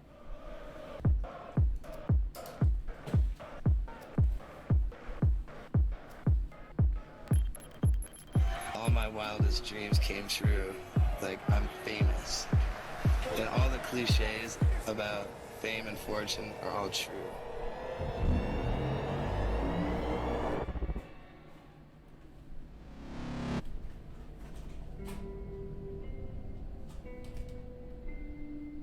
My mom died in 2003. She was a binge drinker. When I was 9 years old, Mom announced to the family that she was dying of lymph node cancer. And it wasn't true. This was just to have an excuse to not get out of bed and stay drunk.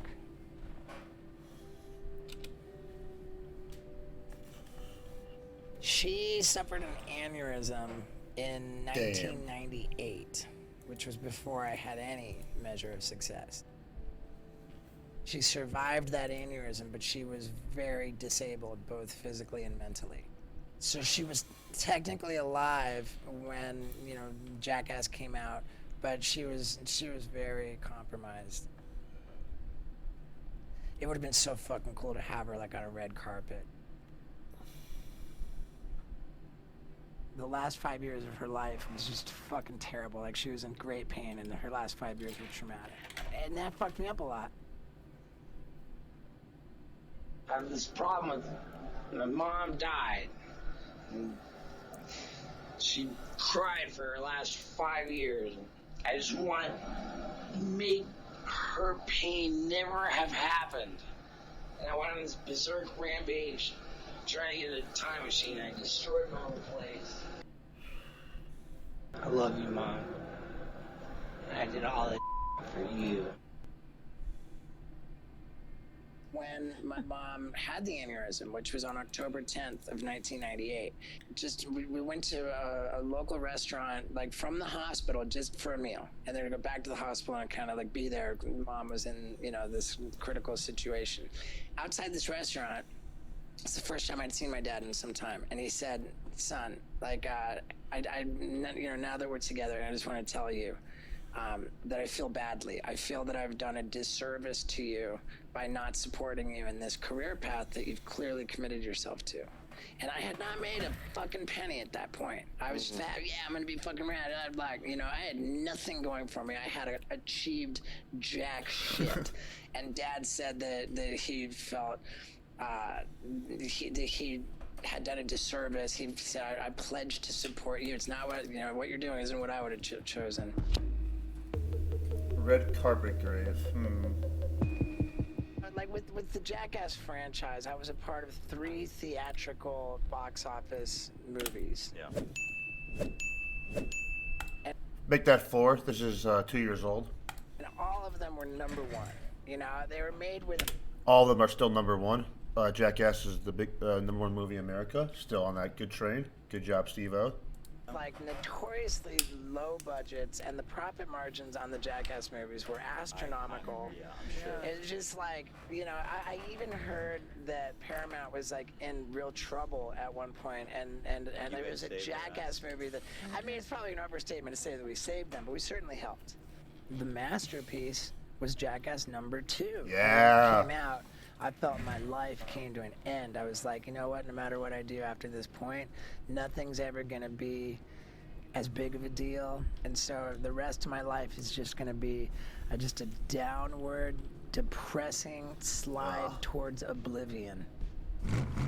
I showed up at that premiere for that second Jackass movie, and I was so mad at that red carpet because it represented like the end of my fucking livelihood. It represented like the peak from which everything was going to be downhill, and I was just so mad at it, and I pissed all over it right in front of my 4-year-old niece. She was 4 at the time, and standing there on the red carpet watching me piss. And my dad was like, what the fuck are you doing? And I told my dad, this is my red carpet, I'll piss on it if I want. Ketamine was a big player at the, ketamine. At that time. Ketamine. Ketamine-O. Ketamine-O. Steve Ketamine-O. At the end of my run with drugs and alcohol, I was utterly incapable of making it through a period of 24 hours without perpetrating any number of fucking things that made me feel so ashamed, so humiliated, so remorseful. It was fucking hell, man. It was absolute fucking hell. Good for him for talking about his embarrassing shit, though. That's hard to get to get through. I haven't seen it yet. I'll look at it sometime. See what I'm saying? I did drugs to the point where I was hearing voices.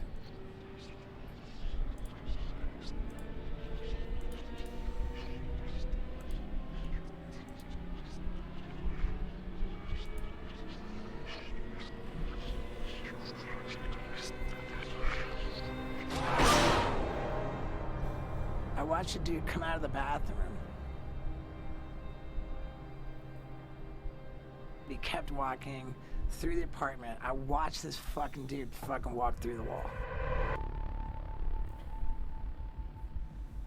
Let me hurry up and get more going. I was watching people walk around my apartment.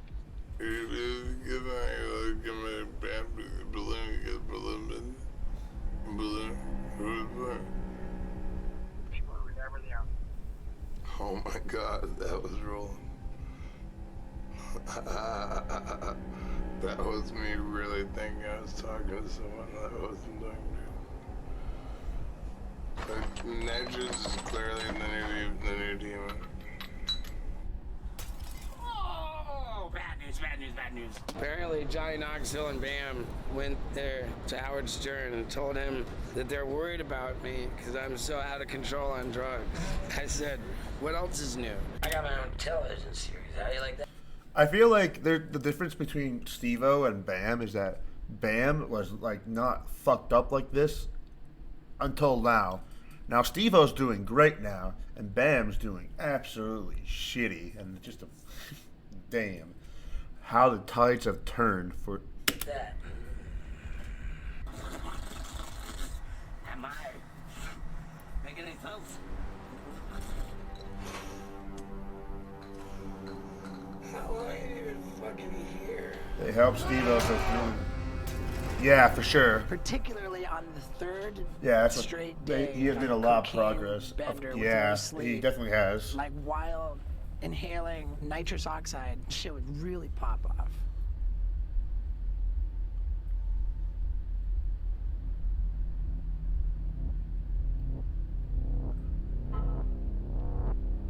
Because here's my whole thing, and I kind of still believe this to this day, is, you know, that like our little three-dimensional experience is very small part of what's going on in the universe, right? There's dimensions, there's, you know, all frequencies, everything, and that if you do enough. To be fair, Steve-O's probably wasn't touched as a kid. I'm gonna guess that Bam was touched by his uncle when he was younger, just by educated dad. I'm guessing when it came to like the when his uncle Vito was convicted for having sexual allegations with a minor. So I think Bam was touched. Just saying. Drugs, like the barriers between these different compartments of the universe have become eroded somehow. You know, like I started hearing voices, and to an extent, I fucking believe still that shit was real. Okay, the first time I had like a spiritual intervention, I was sitting and I was inhaling nitrous oxide, and I was doing cocaine, and I had been doing. Hi, Mom. How you doing? I'm watching this documentary about Steve-O. And so for 2 to 3 days, I was sitting in front of a big pile of cocaine, and I'm thinking to myself, as I go to snort another ridiculous helping of cocaine, I thought to myself, I'm killing myself. There is no longevity in what I'm doing. I'm dying here.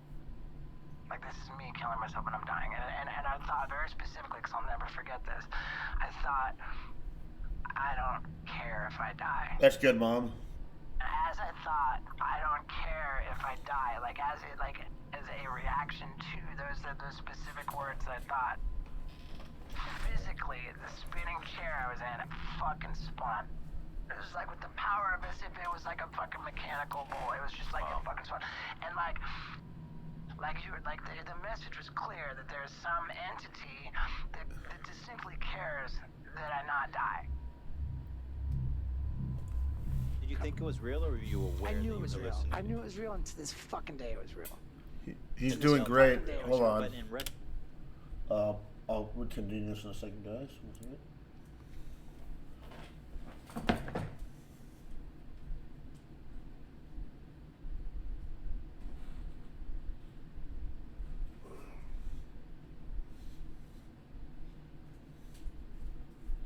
Here he is.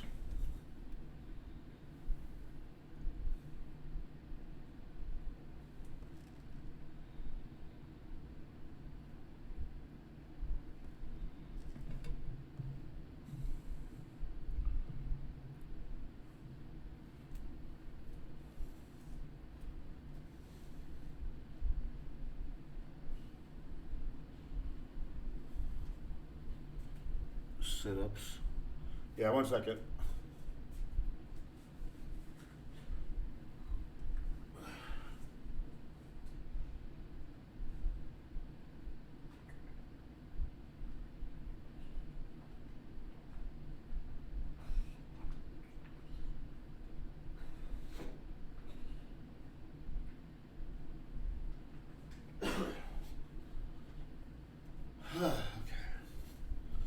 Law, good boy, adorable. I bet he's very happy you're home. Yeah, he is. retrospect, you're like, that was obviously a hallucination. Totally fucking spiritual entities. Okay. Right now, So wait, you don't think it was a hallucination? You think they were real spiritual entities? The fucking line is completely blurred. Okay. I actually hallucinated a full-on intervention. I actually watched a group of people file into my apartment and sit down to have this formal talk with me, but nobody was there. Wow. The living room was empty. All these people showed up at my apartment. I watched them walk in. Some of them came right through the wall. And yeah, they sat me down to have this serious talk, and then it turned out that none of them had ever been there at all. And that's when you know your problem is really serious.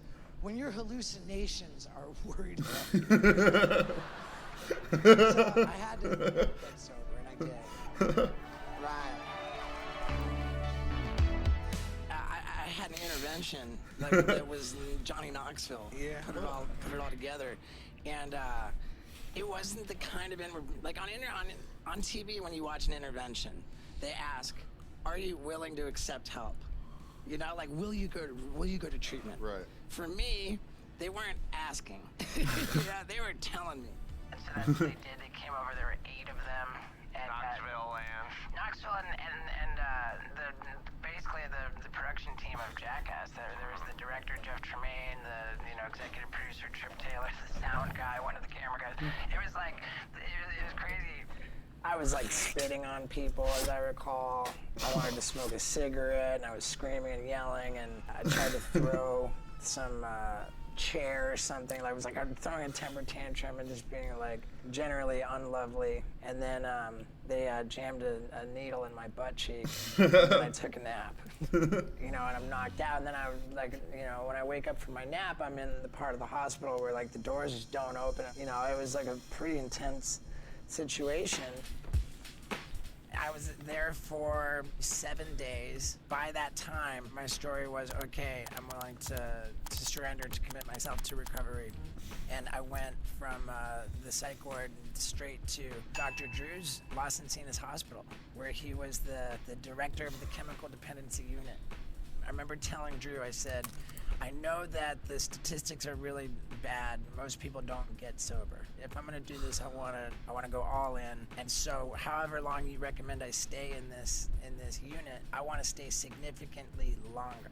But what he said was, I don't recommend that you stay here for more than 30 days. But if you're really serious about it, then I recommend you go into a sober living, like a halfway house. And I ended up staying in a halfway house until I had been sober for 2 years. So I was going to film Jackass 3D and go get catapulted up into the sky, and I'm going to my halfway house manager, like getting permission. However long you recommend I stay in this, then I recommend in a halfway house until. That halfway house looks so much fucking better than the adult foster care I lived in like 2 years. What the fuck, man? I had been sober for 2 years. So I was going to film Jackass 3D and go get catapulted up into the sky, and I'm going to my halfway house manager, like getting permission to miss my curfew. Like it was pretty intense. Lazarus. In order to be sober, you have to deflate the ego. Oh. It's like, but how do you deflate the ego and like operate in this industry that's nothing but ego? It all is so counterintuitive, and it was so like early sobriety is just so frayed and vulnerable and like just not comfortable in your own skin. I had not found my voice, nor was I comfortable in my own skin when we filmed Jackass 3D. Oh, seriously? Hi, Rap That LBC. How you doing, man? Watching the Steve-O documentary. Like It's almost done. A little over a month into filming when I turned 2 years sober. Oh, and wow. Still, like, it's a slow process. Yeah. So, to be a newcomer. I'm doing good. Just watching the Steve-O documentary. Was planning on like yesterday. That probably brought back old memories of filming when you were little. So I went after I got off the plane and started heading back to my apartment. I stayed there for like a few minutes, and then I'm like, I had to go to work. I had to go to work pretty much right after I got back from the airport. It's annoying. And I requested that date off too. Whatever. But I get today and tomorrow off, and tomorrow I'm going to work out for like 30 minutes. Yeah, it is. I know some girl she was his roommate. Wait, what? What do you mean? But yeah, yeah, there's Like, what? Why did he make? I requested that day off because I. Steve-O's roommate? Loaded and being around all these guys. Yeah, I remember distinctly, when we were up at like filming with at the Bull Ranch, and there was this like tradition of like when we wrap. Okay, cool. Goes to the bar. It's like even at the end of the bit, all right, off to the bar. Yeah. And I remember like going back to my hotel room by myself and being like Like, fuck, man. I remember this for some reason. I just remember laying in the bathtub and just being sad. Like, everyone's at the bar celebrating the camaraderie of a day's work, and I'm here alone. And then all this, I thought that for like maybe 5 seconds. and I was like, if I go to the bar and take a drink, there is no day of work to celebrate. Like, going to bars, going to nightclubs, that's not on the table anymore. Like, you gotta ask yourself, do you have a reason to go there? And I didn't have any fucking reason. But I had every reason to go to a comedy club, so that became like my go-to thing at night. And so I'm sitting in the comedy club in my early sobriety, and I'm looking at the stage thinking, motherfucker, I should be on that stage. Give it up for Steve-O, ladies! Laugh Factory.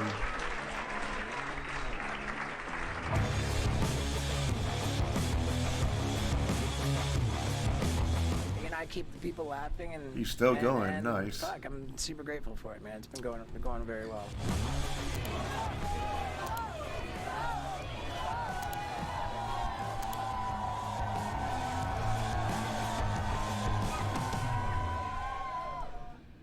I no longer feel like I'm going to be dead imminently. Fuck, I've grown up so much, and in so many ways I've improved so much, and I've learned. I think I can say that I've learned. When is he gonna talk about the skyscraper crane popularity thing? of Steve-O is not what it used to be. That doesn't mean that my life is miserable. When is he gonna talk about is this it Now I'm coming up? older, and at a certain point, it seems like running around trying to scam on chicks becomes kind of pathetic, you know? I decided if I'm going to be happy in my life, I need to learn how to be in a healthy relationship. They don't talk about it. Hold on.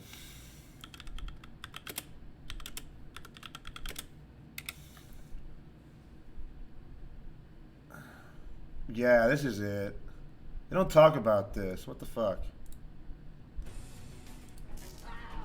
Jackass star Steve-O is known for his wild and sometimes childish He almost got his ass beat by a old dirty bastard tribute concert. dangerous and illegal as this. He's exploding fireworks 150 feet above the streets of Hollywood, all while standing on the edge of a giant construction crane. I remember this. This was. Chaos! You're something else. Yeah. I would say so.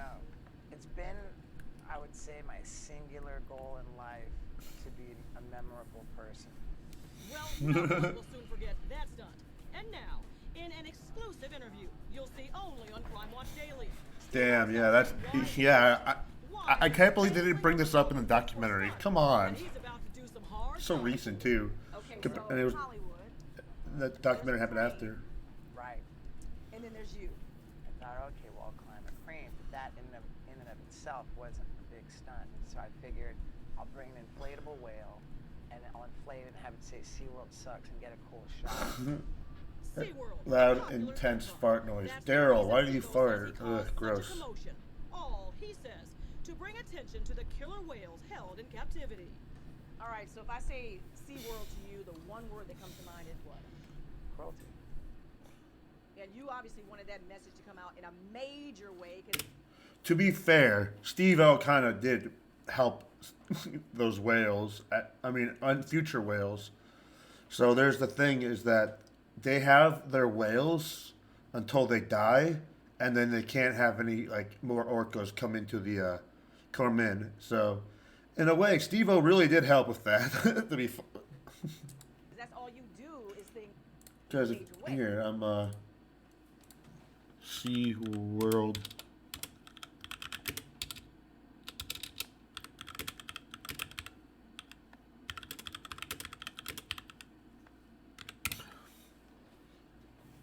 Yeah. Okay. SeaWorld Orlando to debut killer whale show at the start of 2020. Hold on. There we go. As in 2016, SeaWorld announced the immediate end of orca breeding program. It happened before, but I feel like he could have. Damn, that was before. Okay. I spoke out my ass, but it would have been cool if it was before. Yeah, that's what I was trying to get at. Is SeaWorld going to release orcas?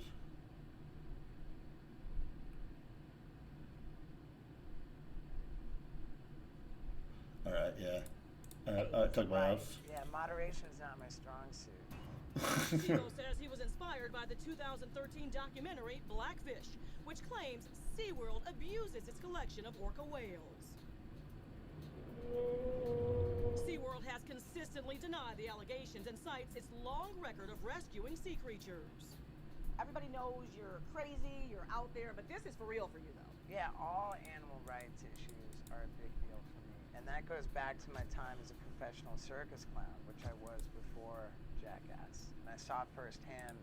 Steve-O, you know that they're not going to release those whales. They're already like used to being in the tank. They're gonna die, and then there's no more orcas. Steve-O, we know, dude. It's 2 years after. The like grossly inhumane treatment of animals in the circus. His first SeaWorld protest came in 2014 when he climbed onto the freeway exit sign for SeaWorld Drive in San Diego. He covered up the word drive and put sucks. Steve-O was fined $239. Here we are in Hollywood, man. It's go time. But this time, the TV clown is in serious legal trouble, charged with suspicion of trespassing, setting fireworks without a permit, and conspiracy to commit a crime. By the time I get up there, 80 firefighters, 18 cops, a helicopter, and a SWAT team converge on the construction site. And I'm looking down at it, I'm thinking, I am in a lot of trouble now. So I better hurry up and blow up my fireworks, to save the whales. Were you scared up there, Steve-O? Seriously? I mean, I'm like watching you, I'm like, what the? Do I need to go up there? I had already promised I was going to do something pretty crazy the day before, and so I couldn't back out. One slip up. Right. I know. That is a lot. Fire trucks. So at any point in this, did you say, no, stop, don't? I do have a level of remorse about the wasting of city resources on this crane stunt, and it's fitting. Yeah. I shouldn't be in as much trouble as I am. I deserve it. When Steve-O climbed down from his perch, he walked right into the long arm of the law. Yeah, Shamu! I did it for you! After spending the night in Kobe, Steve-O didn't just bail out, he literally bounced out of jail. You spent that night in jail? It took some time for me to get processed because nobody was quite clear on what to charge me with. Simple trespassing wasn't going to do the trick. So what does SeaWorld say about Steve-O's stunt? In a statement to Crime Watch Daily, SeaWorld says in part, "We will leave commenting on this publicity stunt to the authorities. SeaWorld is committed in every respect to the welfare of our animals." Smart. Steve-O pled no contest to the trespass and fireworks charge. They dropped the conspiracy charge. He was sentenced to 30 days in the tough LA County jail and 3 years probation. He says his conviction is like a badge of honor, and he actually asked to be sent to jail. If you're going to make a statement about captivity, you might as well get yourself locked up.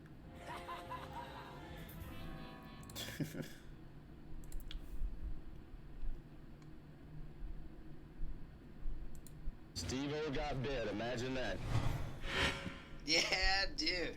My scariest, gnarliest shark encounters. Hiya!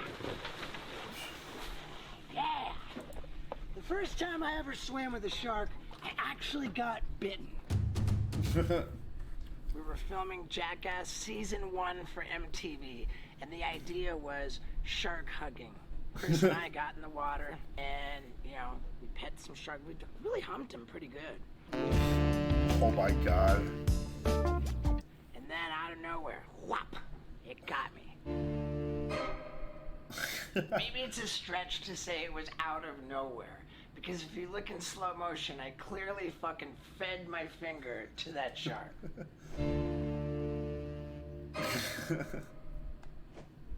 And that bastard got me good. I mean, my finger was mangled. Before I even got out of the water, there was blood everywhere.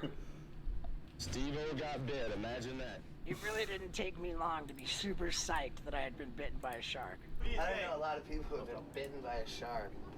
The medic wrapped it up and we went on to film the rest of the day. I had that bandage same day when I did street fishing. A few weeks later, I got a letter from MTV asking me to send them my hospital bills for the shark bite so that I could be reimbursed. And I was so proud to write them back. I never even went to the hospital. You'd think I learned my lesson, but no. On season 2 of Jackass, we decided that we wanted to ride the great hammerhead shark. And what gave us the impression that we could do that? We became bros with shark riding legend Manny Puig. So we went out to sea with Manny, and when the shark showed up, Chris and I dove into the water. But it wasn't exciting enough.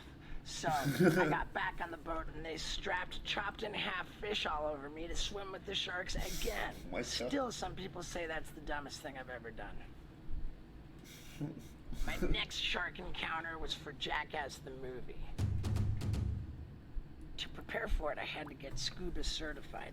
And they had me do this scuba certification course for like 3 consecutive days. And I was on cocaine the whole time. Never slept a wink.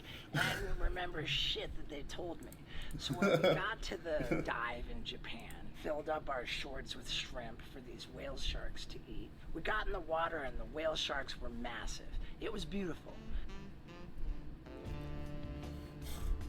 But then I had this thought. What if I couldn't breathe? And all of a sudden, that's all I could think. I can't breathe, I can't breathe. And like, even though they were the least scary sharks in existence, I had the scariest panic attack maybe of my life. Never told anybody that either. Hold on. If we're going in chronological order, it's time for baby shark do.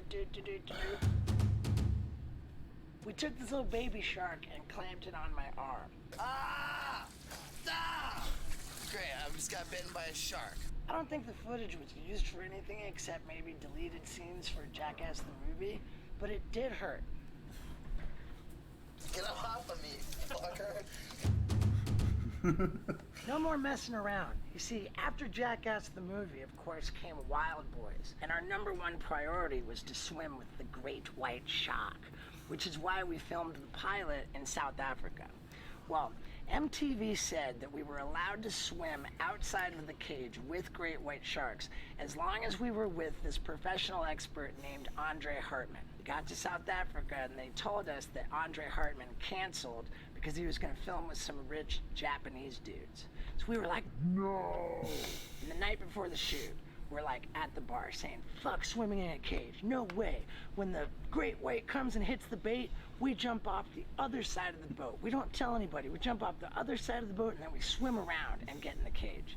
And this guy sitting next to us at the bar, he says, if the great white shark finds you swimming, he'll be curious and he'll take a bite, decide he doesn't like the way it tastes, and swim off, and then you bleed to death. The safest way to do what you're talking about doing is to jump on the shark. Because its pointy nose with his eyes, he can't see any part of its body. If it feels anything, he'll freak out. He'll bolt. And that dude sitting next to us at the bar was Andre Hartman. So we got hammered with him. He fell in love with us. He canceled the Japanese dudes, and we went out on the boat to find the great white shark. I hear a shark already. The boat That's said cool. shark. I love that. The shark comes up to the boat, and we jump off, landing What are in the water odds? I know, between right? The shark and the cage. Got that cool underwater shot of us, like, coming through, like, with the shark right there. There it is. Oh, shark! And truthfully, we barely even got wet because we scrambled into that cage so fucking fast. We totally looked like pussy. And the shot wasn't even that dope, but it was pretty dope.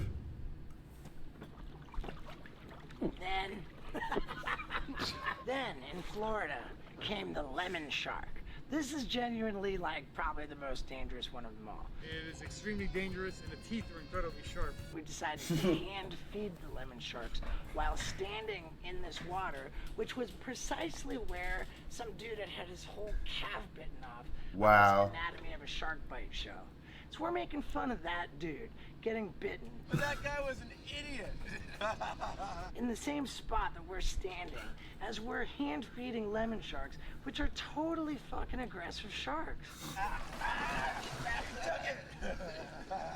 And then after the shoot, they showed us what an actual lemon shark's jaws and teeth look like. It's fucked up, dude. If I would have known this, I would have never, ever done that. By the time we got to the lagoons to swim with like a ton of Caribbean reef sharks, I didn't give a fuck. I was like, whatever. I'm such a shark expert now, it's like I don't even care. There were so many of them, but that's all there really was to it. You knew our next shark shoot was going to be colorful. We called it Shark Surfing, where we strapped a bunch of meat to a surfboard, which I laid on, and silky sharks and dusky sharks fed on it. Well, this dusky shark that showed up was fucking massive. Oh my god. It was a legitimately tense moment. Steve-O, do not fuck around right now. And when they said to get out of there, I fucking got out of there. Steve-O, hurry up! Go, go, go, go! Ah, get out of there! Steve-O! Get out of there! Ah! Oh my god! You see what happened to your board?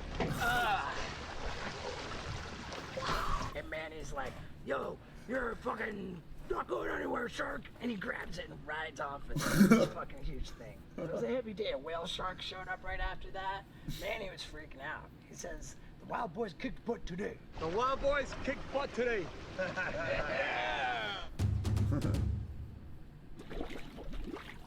And now the one we've all been waiting for, the fish hook. I'm sure you think you know the whole story, but you don't. For starters, I put that hook through my face twice because the first time we went on the boat, they brought a professional body piercer, and they did it, right? There were some sharks and stuff, but a few days later, the director came to me and he said, hey, dude, like, I'm looking at the shark footage, I'm thinking, like, we could probably do way better if we had another day of filming. Plus, I would love it if we could reshoot that with Pontius putting it through your face instead. And they cast me out with the sharks. Oh my god. Manny's in there doing this thing, hacking up the fish. But then at the end of the second day, all of a sudden a mako shark shows up. And this is one you don't want to fuck around with. Of course, I don't really care because I'm ignorant, just paddling away. But Manny says, yo, Steve-O, watch out. And like, that scares me. So I'm like, yo, I'm out of here. And I go like, make a jerking fucking motion and accidentally kick the fucking mako shark in the face while it was going for my foot. Like, that was hairy. Thank you so much, God. You bastard. Then months, maybe years after that, I asked the Jackass director, Jeff Tremaine, like, what was the plan if I got bitten by the shark? I mean, we were like an hour's boat ride away from shore, and that was the shore of Louisiana less than a year after Hurricane Katrina. Like, everything was just shut down. And Jeff said, we didn't have a plan, we got God. And Manny said I totally would be dead. I would have bled out. If you had that mako shark in the head, you would have bled to death. When we were in Fiji, me and old international star Scott Randolph, We should do the dance. The shark dance. he and I swam with some bull sharks, which is pretty fucked up. Bull sharks are scary. There's not a lot more for me to do with sharks. I pretty much handled that. And there is more for you to do with the like button. Like, fucking handle that. Handle it hard. And, you know, if you don't already have my book, autographed copies. Okay.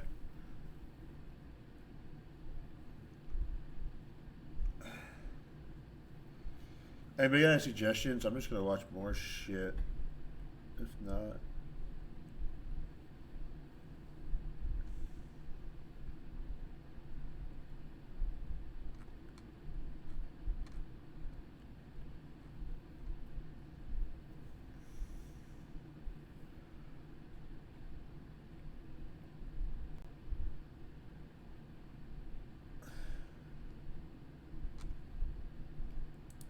Please welcome. Is there anything new in here?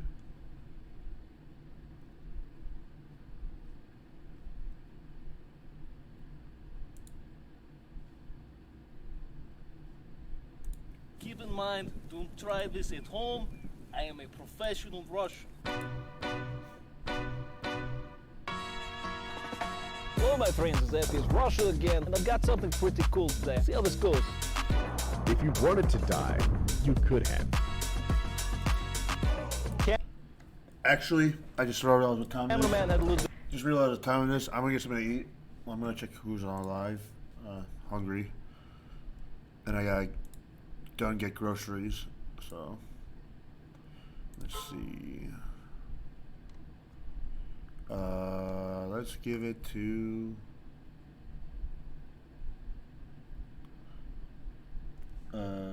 Cool Steve-O Doc. Yeah, it is. Raid.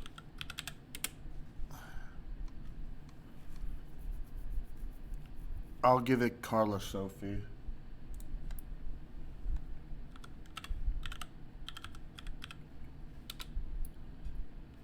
How do you spell that?